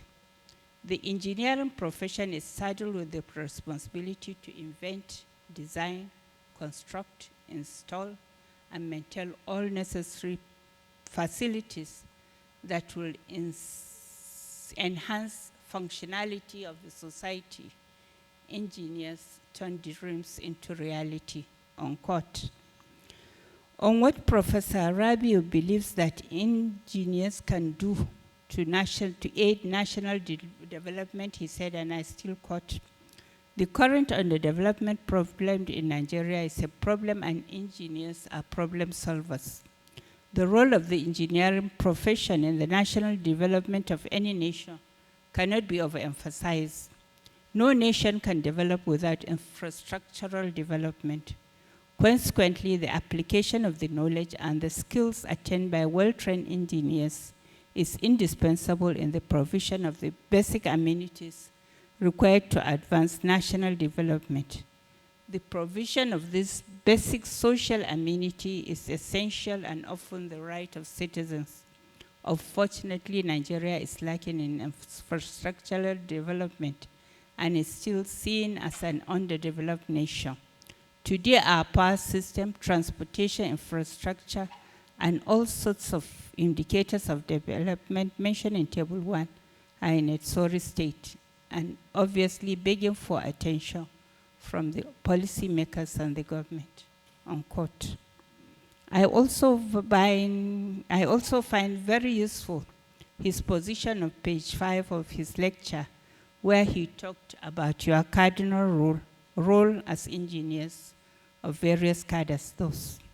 It is clear that design and buildings of all manners of infrastructures, physical or electronic, such as required in power, transportation, land, rail, water and air, education, healthcare, agriculture, economy, defense, falls within the purview of the engineering profession. It is obvious that no nation can develop beyond the level of our engineering profession. I dare to declare that show me the strength of your engineering as a nation, I will tell you the level of your development. Thus, the role of engineering profession in the national development is inevitable. I therefore call on your society to rise up to these challenges confronting our nation and take proactive measures and make serious efforts at helping in changing the face of the economy and stem the tide of all the factors militating a just and egalitarian society where equity and fair play will thrive in governance in order to provide basic amenities for all and sundry. In an atmosphere of peace, effective security, and tranquility. All the challenges facing our nation, especially in the area of security, unemployment, lack of power supply, poverty and hunger, lack of motorable roads, near collapse of the education sectors, and failure in health institutions and infrastructure and research development may be a thing of the past with proactive intervention from your society members. With your cooperation, this nation can gravitate from hardship to a vibrant political, social, economic progress, cohesion, and prosperity. And our nation will truly bounce back in freedom, peace, and unity. I must not forget to congratulate the honoree of this annual lecture, the revered engineer Charles Mbanefo, and his amiable wife, Irene. May you age gracefully, and may God in his infinite mercy grant unto you many more years, and you will both, inshallah, continue to see your children's children in good health of body and mind. Once again, my profound thanks and appreciation go to all the members of the Nigerian Society of Engineers, Abuja branch, particular engineer A.B. Abdul Malik, FNSE, Chairman SSE, Abuja branch, for finding me worthy to be the best speaker for this year's lecture. Thank you so very much. May God bless you all.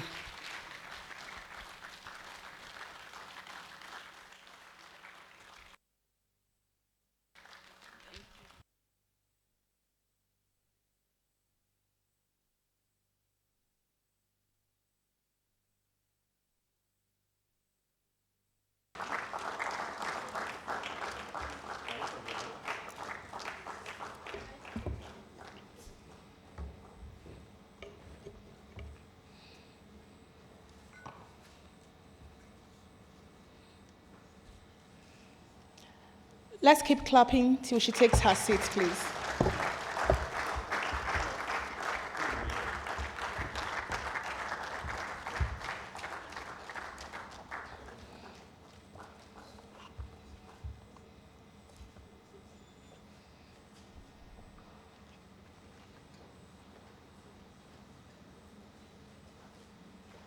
Thank you, His Lordship, ma'am, for that very detailed presentation. Indeed, you did your research well. Thank you so much, ma'am. It was quite eye-opening. There's a particular line that stood out for me when you said, engineers create that which never has been. And I totally agree with you. Thank you so much, ma'am. Right about now, if you look at the program of events, the next item we have is goodwill messages. We'll be taking a few of them. First, we'll be calling up the Permanent Secretary of FCTA, ably represented by Mr. Udo Samuel Atang, for his goodwill message. Let's encourage him, please.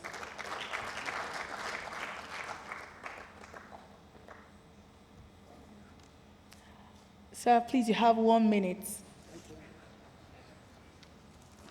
Thank you very much.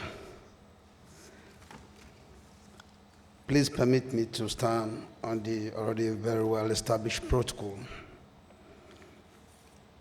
I bring you very warm greetings from the Honorable Minister of the Federal Capital Territory, Malam Mohammed Musa Bello, the Honorable Minister of State, Dr. Ramatu Tijani Aliu, and the Permanent Secretary of the Federal Capital Territory Administration, Mr. Olushade Adeshala.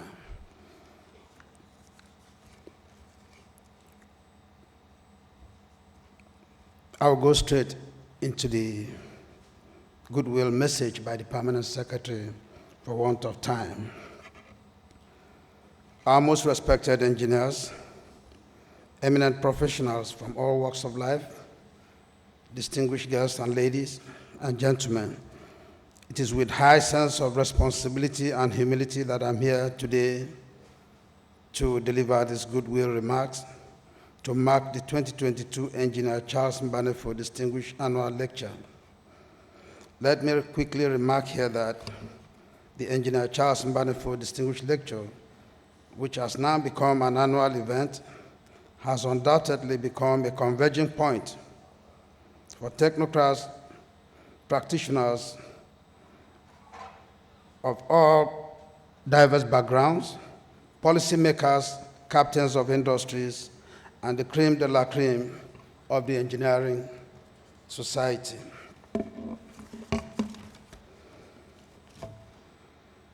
Permit me at this juncture to express our gratitude to the Nigerian Society of Engineers, Abuja branch, for inviting me to be at this epoch-making occasion. And the theme of this lecture, which has been so eruditely delivered by no less a personality than our highly revered former President of the Federal Court of Appeal. Congratulations, Ma.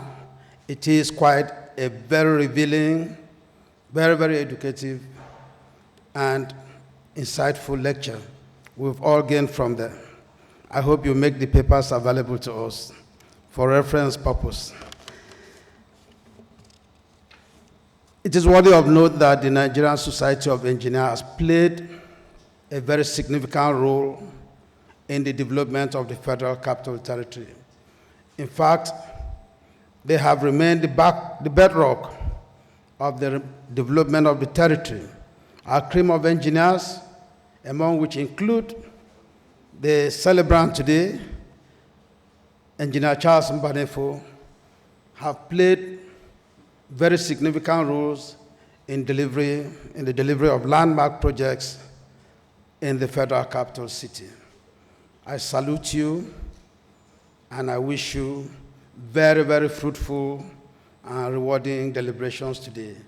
Thank you very much, and God bless you all.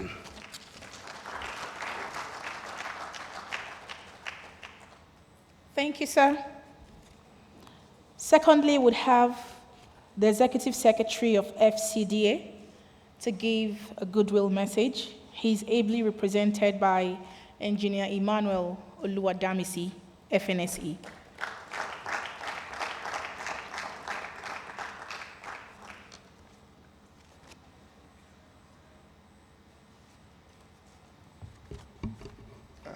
the chairman of the occasion, chairman of Abuja branch, permit me to also stand on existing protocol.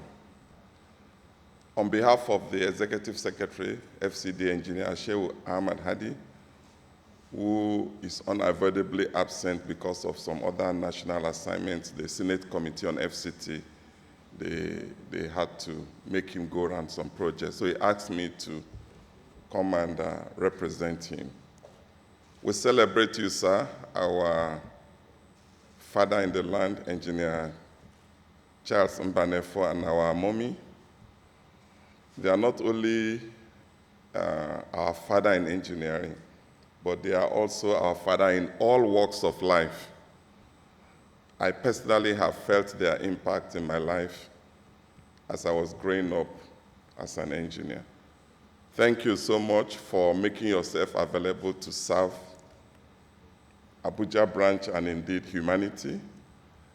I also want to use the opportunity to thank you, ma'am, for giving us this insight. Your paper is quite enlightening. It kind of stimulates us to let us know our role as engineers and how important we can be in nation building. Thank you so much.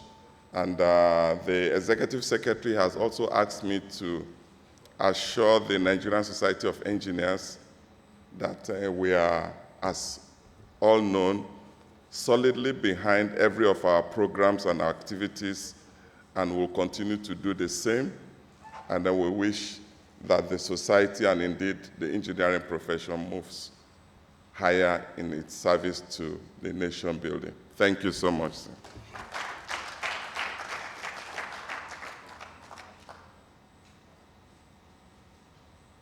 Thank you for that goodwill message, sir. I would want to recognize the presence of the NSE, Chairman of Calabar branch, all the way from Calabar. Thank you so much, sir, for being with us. Engineer Ndifong M. Abiji. You're welcome, sir. Next on the list to take a goodwill message, I would like to call up Engineer Chris Chibo. He's the former Secretary of Transport, FCT. Let's encourage him, please.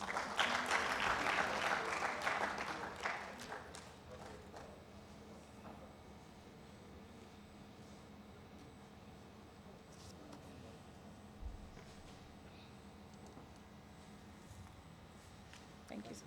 1 minute, sir. Thank you. Thank you. I'm here as the pioneer secretary to the celebrant.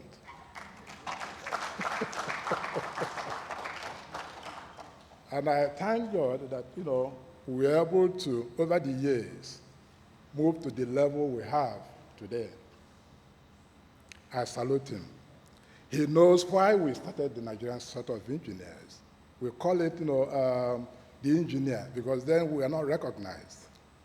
So exactly what we heard today about the role of engineering in development, that was the thing, the motive, for us to set up that association. We read the master plan. The master plan, we said that the Nigerian are moving out of Lagos as a result of intractable traffic system in Lagos. And that was the thing that was moving us in all our discussions then. I met him 2 days ago to just look at the past. His complaint is that people are not coming. They are not coming as much as we would love them to to look at what we did in the past, and then perhaps go the rail. But then we found out that because of poverty, because of everything is confusing, as was read to us. But what we're, that's what we have to learn from him is this: can we continue this, honoring him learning from him before he exits. That is the much you can do for him.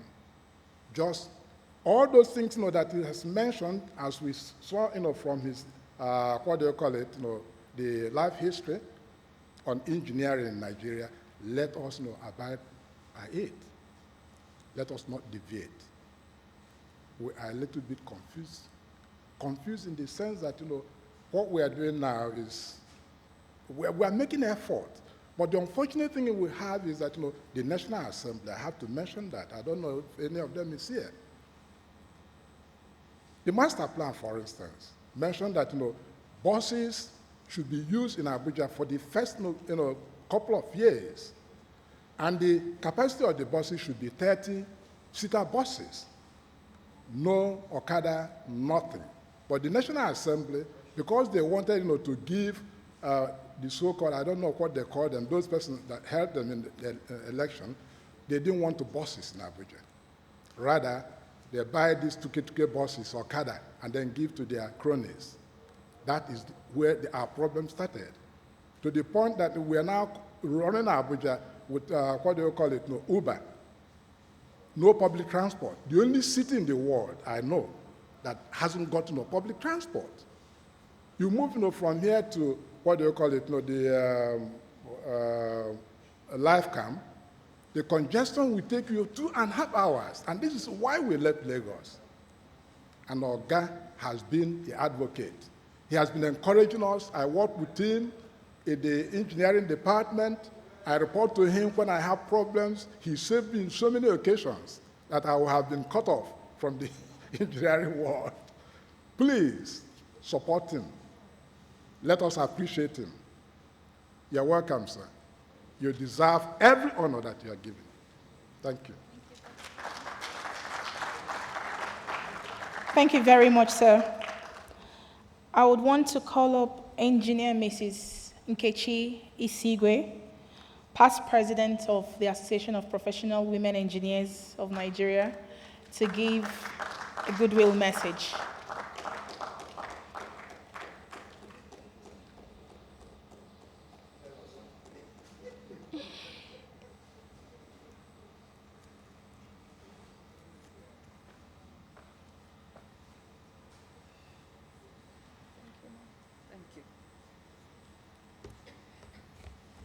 The chairman and president of the Nigerian Society of Engineers, the chairman, Abuja branch. Let me stand, or should I sit on the existing protocols?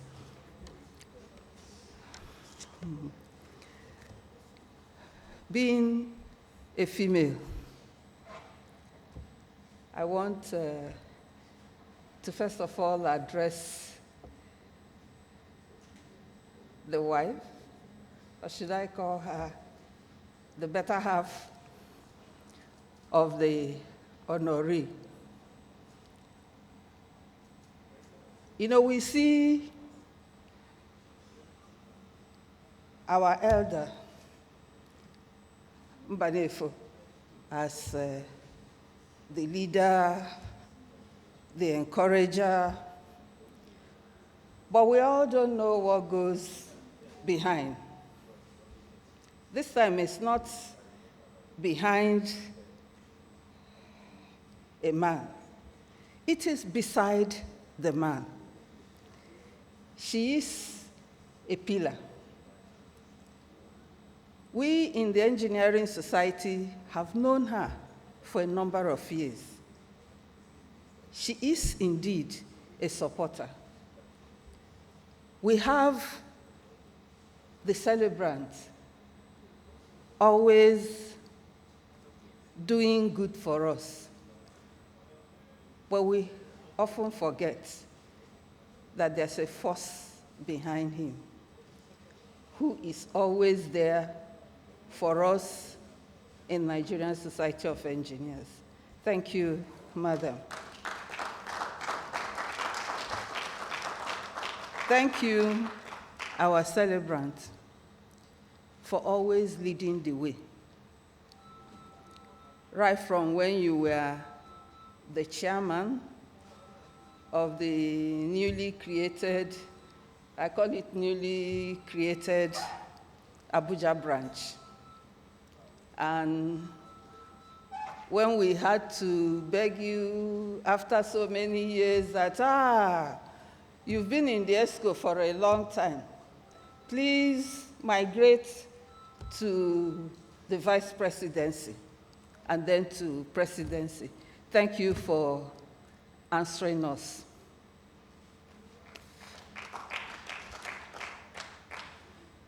You know, I was very overwhelmed by the paper delivered by the justice. Because like some people said, why is the lecture on Engineer Charles Mbanefo on a number of occasions relying on law? And we keep asking, what? You know, each time he mentions, we say, what has law got to do with it? Today, we were very educated about what our roles should be. And thank you for educating us, because he has, and I'm sure I'm talking on behalf of a number of us, he has made us to realize that we need, as engineers, to read the Constitution, know where we are supposed to be involved in, and key in, and take our place. Thank you so much. May God continue to bless you and all. God bless you. Thank you, ma'am. Right about now, would invite upstage the celebrant of the day to give his remarks. We would want him to tell us how he feels about today's event.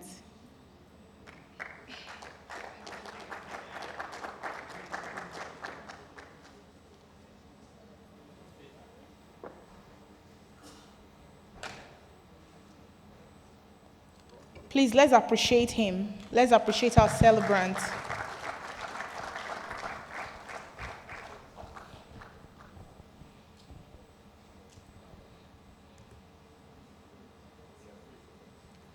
Now I'm going to stand here if you don't mind, Sure, just in case. I don't want anybody rushing to hold me up. But let me correct one thing. I'm not the celebrant.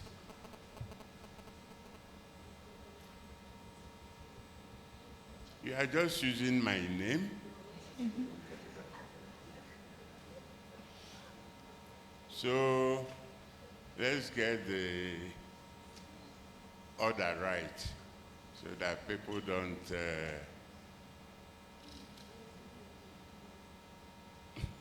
so now, when I was coming, I promised myself I wasn't going to say anything. For the past 11 years, oh, sorry. Can you see my face?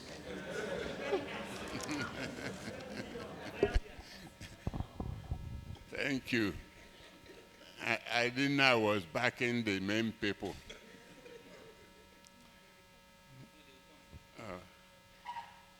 But the thing is, I said I wasn't going to speak today because I've been speaking for the past 11 years. You know why? Because I'm cheating all of you. You are attending my eulogy.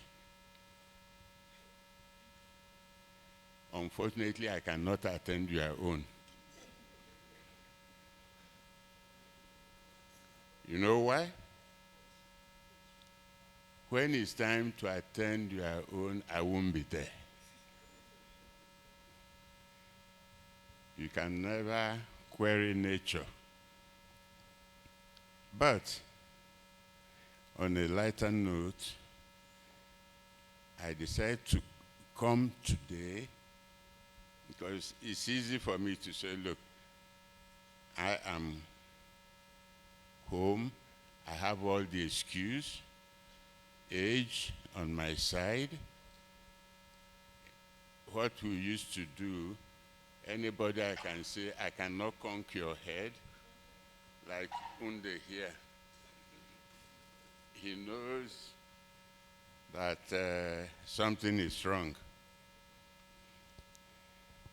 Jessica, that read the citation, didn't do her homework.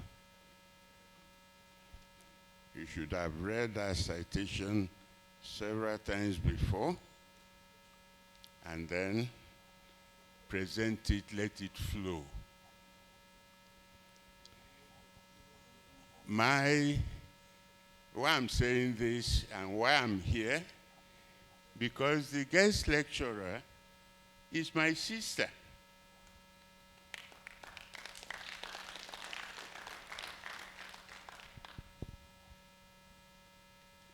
I was telling the children that we've gone a long way, over 50 years.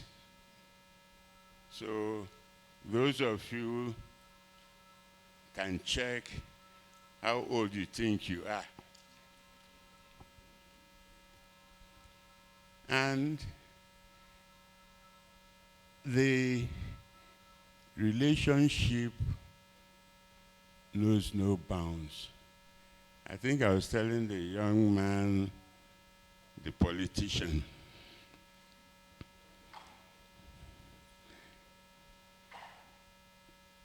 most of the friends all of you will get now is your high school friends. When you go to university, you are now talking about business, influence, who is cheating who. But you, as a human being,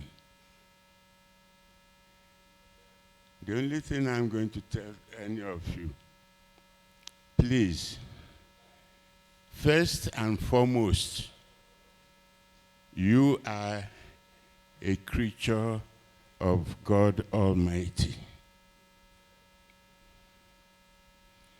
Please love anything created by God.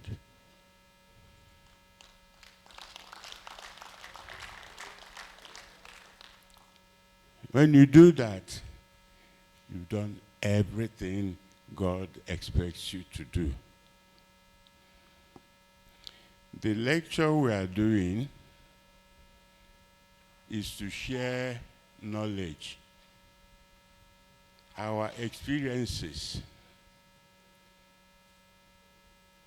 If my sister, from what she has given us today, had carried all that back to her creator without sharing it, I'm sure she will not get a pass mark. But because God has given her the heart to share her experience, her knowledge with us. So when God is asking, what did you do with the knowledge of the Nigerian Constitution? He said, the much I know, I gave them all.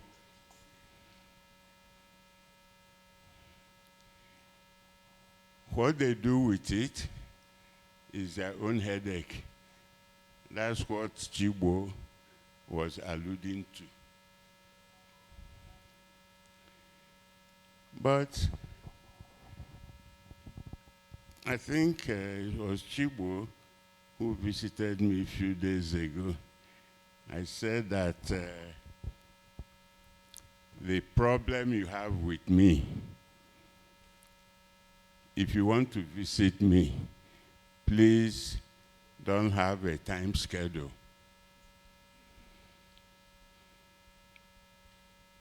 You want to come for 2 minutes, you might end up spending 2 hours. You might want to come for 2 hours, you end up spending 2 minutes.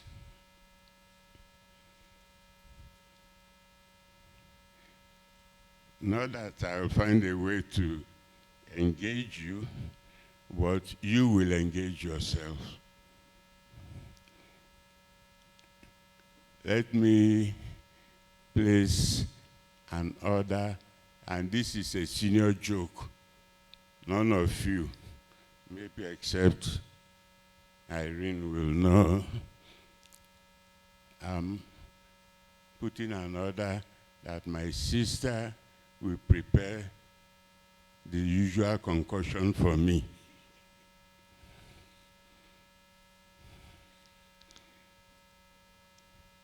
You scratch your brain to find out.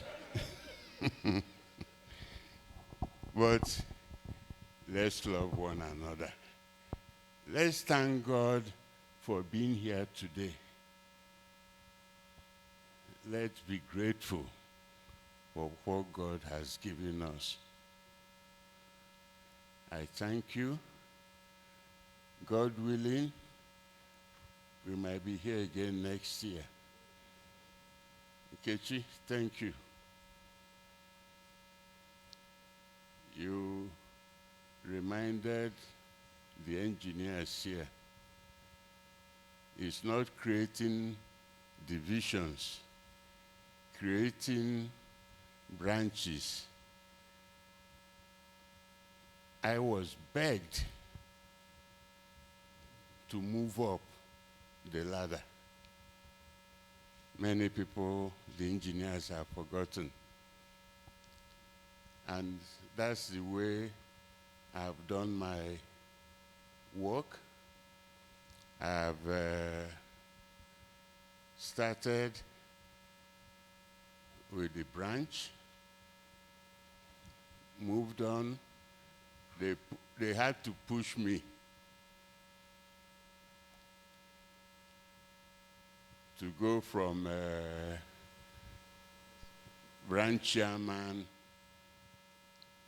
to go and become third vice president.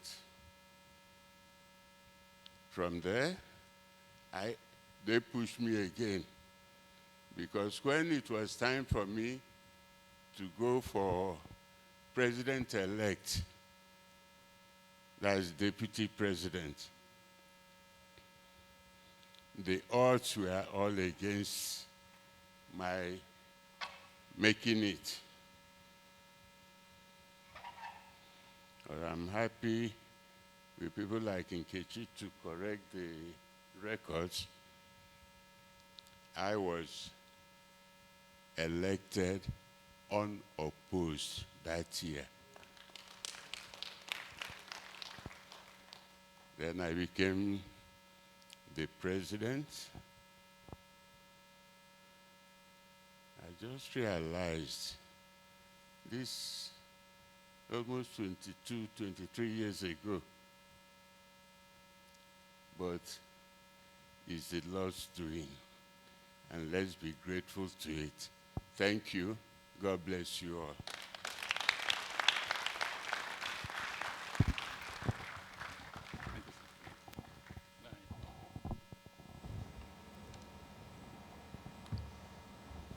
Thank you, Daddy, for those words of wisdom. There is never a time you go to him or you discuss with him that you don't leave him with some words to reflect on. Thank you so much, sir. We would be having some plaques and awards to be presented, and to chair that session, I would like to call up the chairman of the NSE Abuja branch, Engineer A.B. Abdulmalik, FNSE, to chair the presentation of the plaques and the awards.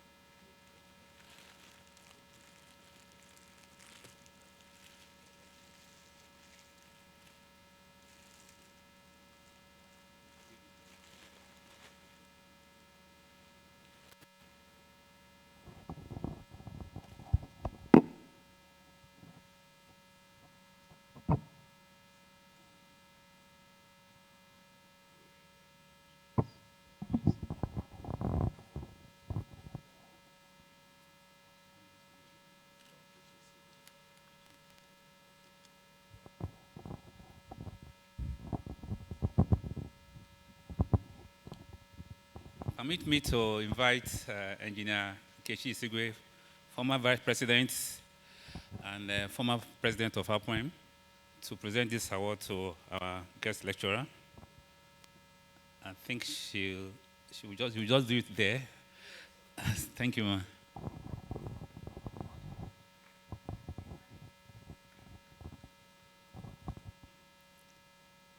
Our noble guest speaker, you have illuminated us and also challenged us as engineers.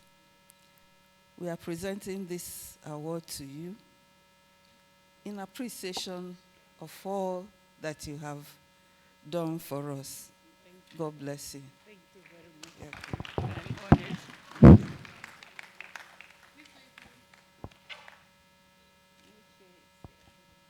Is this way? Thank you.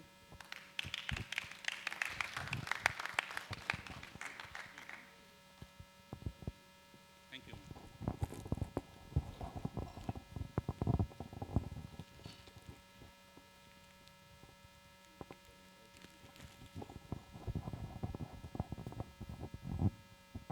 This award is for the celebrant, our father.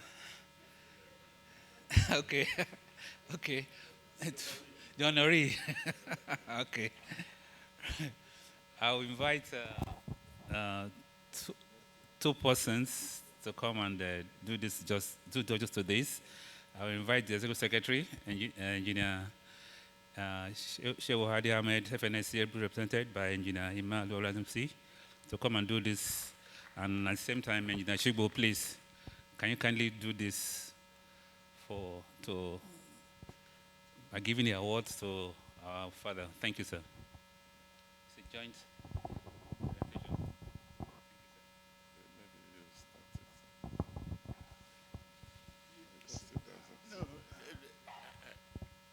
Let me respect you this once.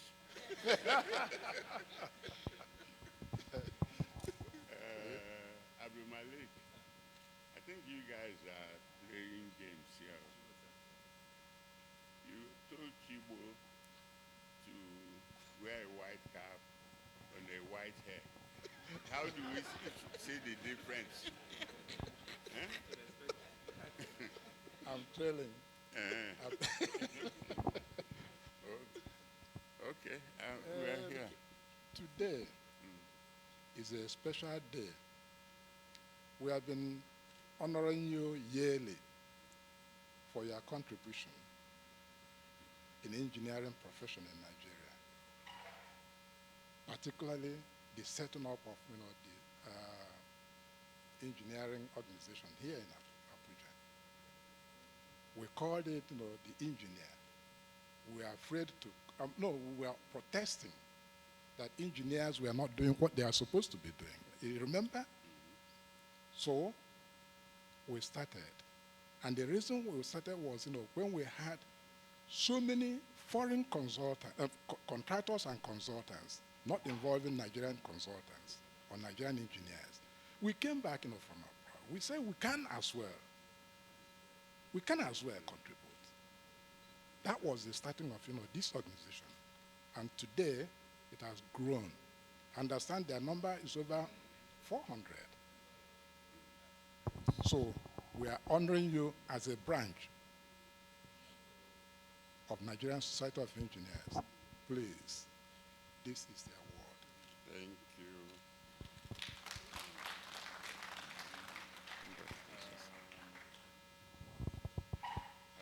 According to Nkechi Isigwe, Irene, I think it's for you. You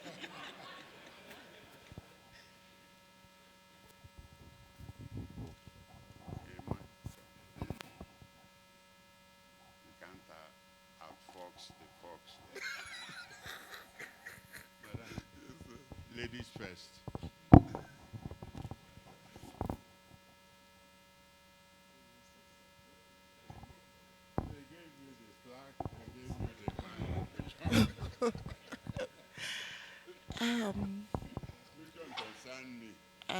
Well, our guest speaker, Honorable Justice Bolkachua. The protocol is your sister, except okay. if my lovely sister. Parents have My lovely sister, thank you so much for this lecture. It's unbelievable.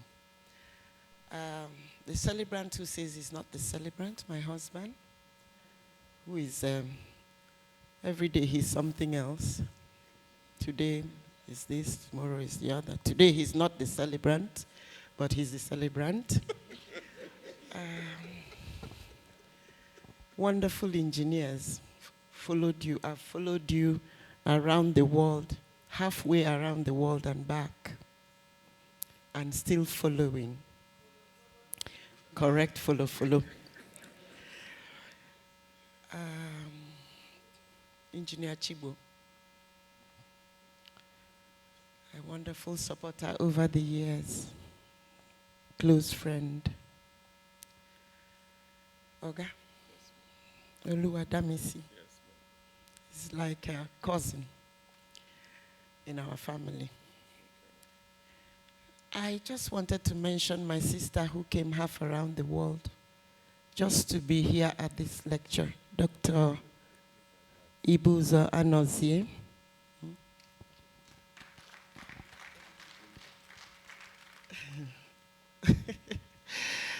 One of Oga's proteges, Unde, architect Unde.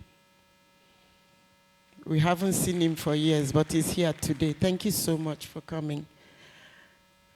Engineer Isigwe, always wherever we are. Wonderful lady. I am very excited to be holding this.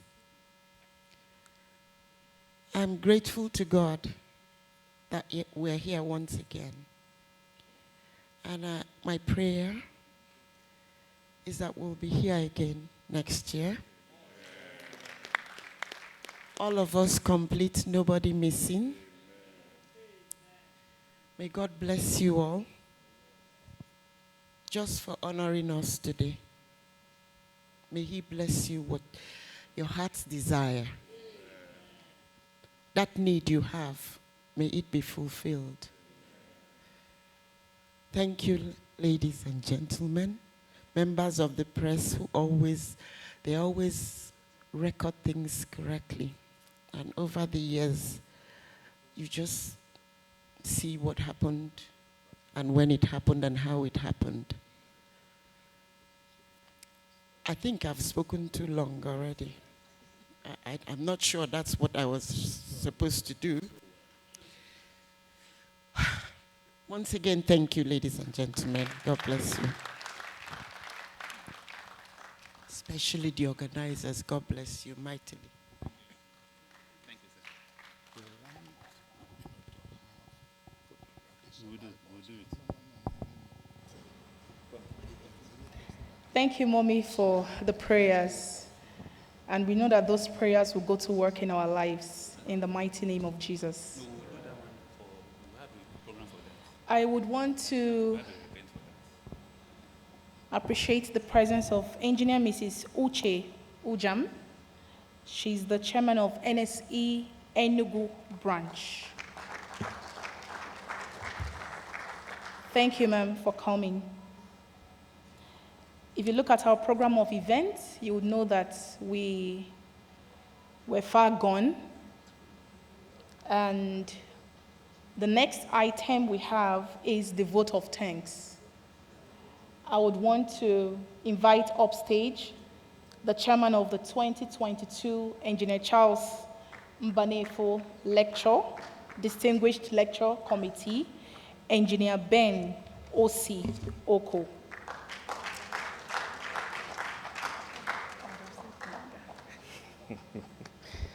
Thank you very much.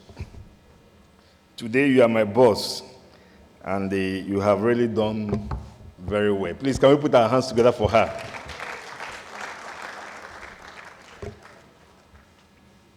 The president took permission and stepped out. The current president is still coming, so even in absentia, I will have to recognize them. Our very distinguished honoree, my father, my mentor, Engineer Charles Aniweta Mbanefo, fellow of the Nigerian Society of Engineers. Mwamulu Namma Onitsha, with his amiable wife, Evergreen, Mrs. Irene Mbanefo Aneche. Our distinguished guest speaker for today's event, Honorable Justice Zainab Bukachua, retired, CFR, OFR, and of course, the chairman of the branch, Engineer A.B. Abdul Malik, all our fathers here, past president of the Nigerian vice president of the Nigerian Society of Engineers, Engineer Felix Obiora Nwankwo, and past chairman of the branch, you are welcome. Engineer Emma Oluwadamisi, our past chairman, and Engineer Nkechi Isigwe. I stand here on behalf of the members of the planning committee. When the chairman appointed me to serve in this committee again, after what we did last year, I wanted to decline because we have a protocol in the branch. If you're a serving vice chairman, you serve in a committee for the first year of your tenure. In the next year, you go to the cooler and queue behind the chairman to support him. So next year, after having served in 4 committees as the chairman of the different committees, this year he said I will serve again in those committees. It was not easy for me, but I had to accept because his service to the branch, and of course the person being honored is my father, so it was an ambush laid for me by the chairman, and I had to accept. I want to sincerely, please, all the members of the committee, can you please stand up, please? All the members of the planning committee, please, can we clap for these wonderful people? Let's appreciate them, please. It's not easy in this season. We know the season we are in the country, making this huge sacrifice to put this program together to ensure that it is a success. I wouldn't have done anything without them. I sincerely appreciate all of you and your sacrifices. And as I told you, it is not man that pays for this sacrifice. It is only God, and he will surely reward all of you for your commitment to the cause of the branch. I thank the chairman for his support and for the confidence reposed in us for finding us worthy to serve in this capacity. And to all our members, if we had done all these things without your presence here, it would have been an effort in vain. We thank all of you for coming out today en masse to honor our father. We pray that God will bless all of you abundantly. And we must not forget our technical support staff who have made this program to be a success. We have the Make Way event managers. Make way, please. Let's put our hands together for them. They are the ones who have put all these things together to ensure that this program is a success. Every year, anytime we invite them, they will always give us a top-notch delivery. We thank you for coming. And Jacob, the photographer, Jacob, we want to thank you. And of course, those who are not here, Engineer Mrs. Yetunde, she's working from the background. She's the cook, the person who has prepared the entertainment, and all the vendors we have used for the success of this program. We want to appreciate all of you and pray that God will bless and reward all of you. And also, we have friends in the house, the members of the Old Boys Association from the prestigious College of Immaculate Conception, CIC Enugu. They are always here every year. That is the Old Boy Association of our father. Most of us who grew up in Enugu, who know Sabi Book, couldn't pass the entrance to join CIC. But from the corner, we always cheer Semper Fidelis whenever they say that. So we appreciate the CIC Old Boys Association and other organizations that have come here to be part of this occasion. God will bless all of you, and by the special grace of God, we are going to meet you again next year for this beautiful occasion. Our Father will continue to live and live and live to see many more Engineer Mbanefo lectures in good health. God will grant you good health, and we have celebrated the 12th edition. He will live to see the 28th edition. In my place, they say, Ojada atuafu oborozo, that the stomach no dey fear. You know they fear any bullet, you know they fear anything. That is why he's always in the front. So we are not afraid. We know God will keep him for many more years because we still need him around. Thank you very much to all of us. Engineer Jessica, who read the citation, my boss. Today, I just walked to her and said, you are going to do this for us, and she did it very well. And of course, I must not end my appreciation. Come close, please. This is my boss today. When I told her that she was going to be the one to anchor this program because I have gone to retirement, I announced it and I meant it. When it came to branch activities, she was running away. She's one of the people we have mentored on how to anchor public functions. She was running away. She said, no, this one is too big for her. I said, you are going to do it from the beginning to the end. I'm not going to come to the stage. And she did it and did it very well. So, Engineer Precious Onoha, we thank you. And we pray that God will continue to bless and keep you. We want to see you on stage at the national level. And you are going to get there. Thank you very much. And to all of us, have a wonderful day. And I still remain Engineer Ben O.C. Oko. This time I'm not signing out. She will be the one to sign out. Thank you.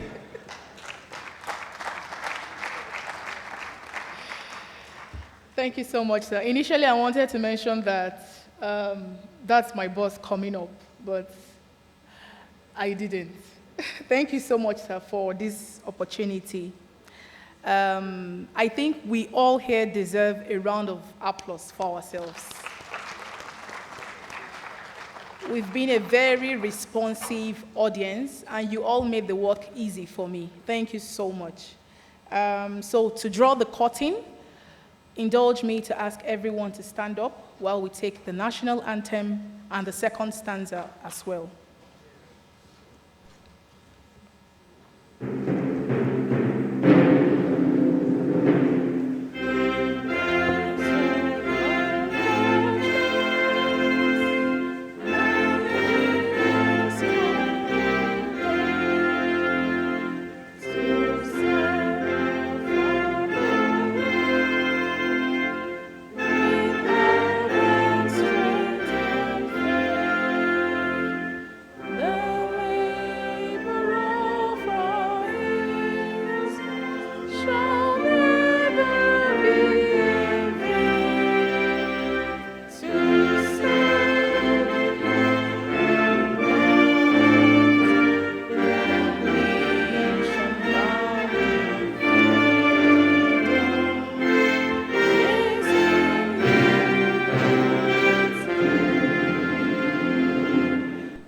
second stanza of the anthem.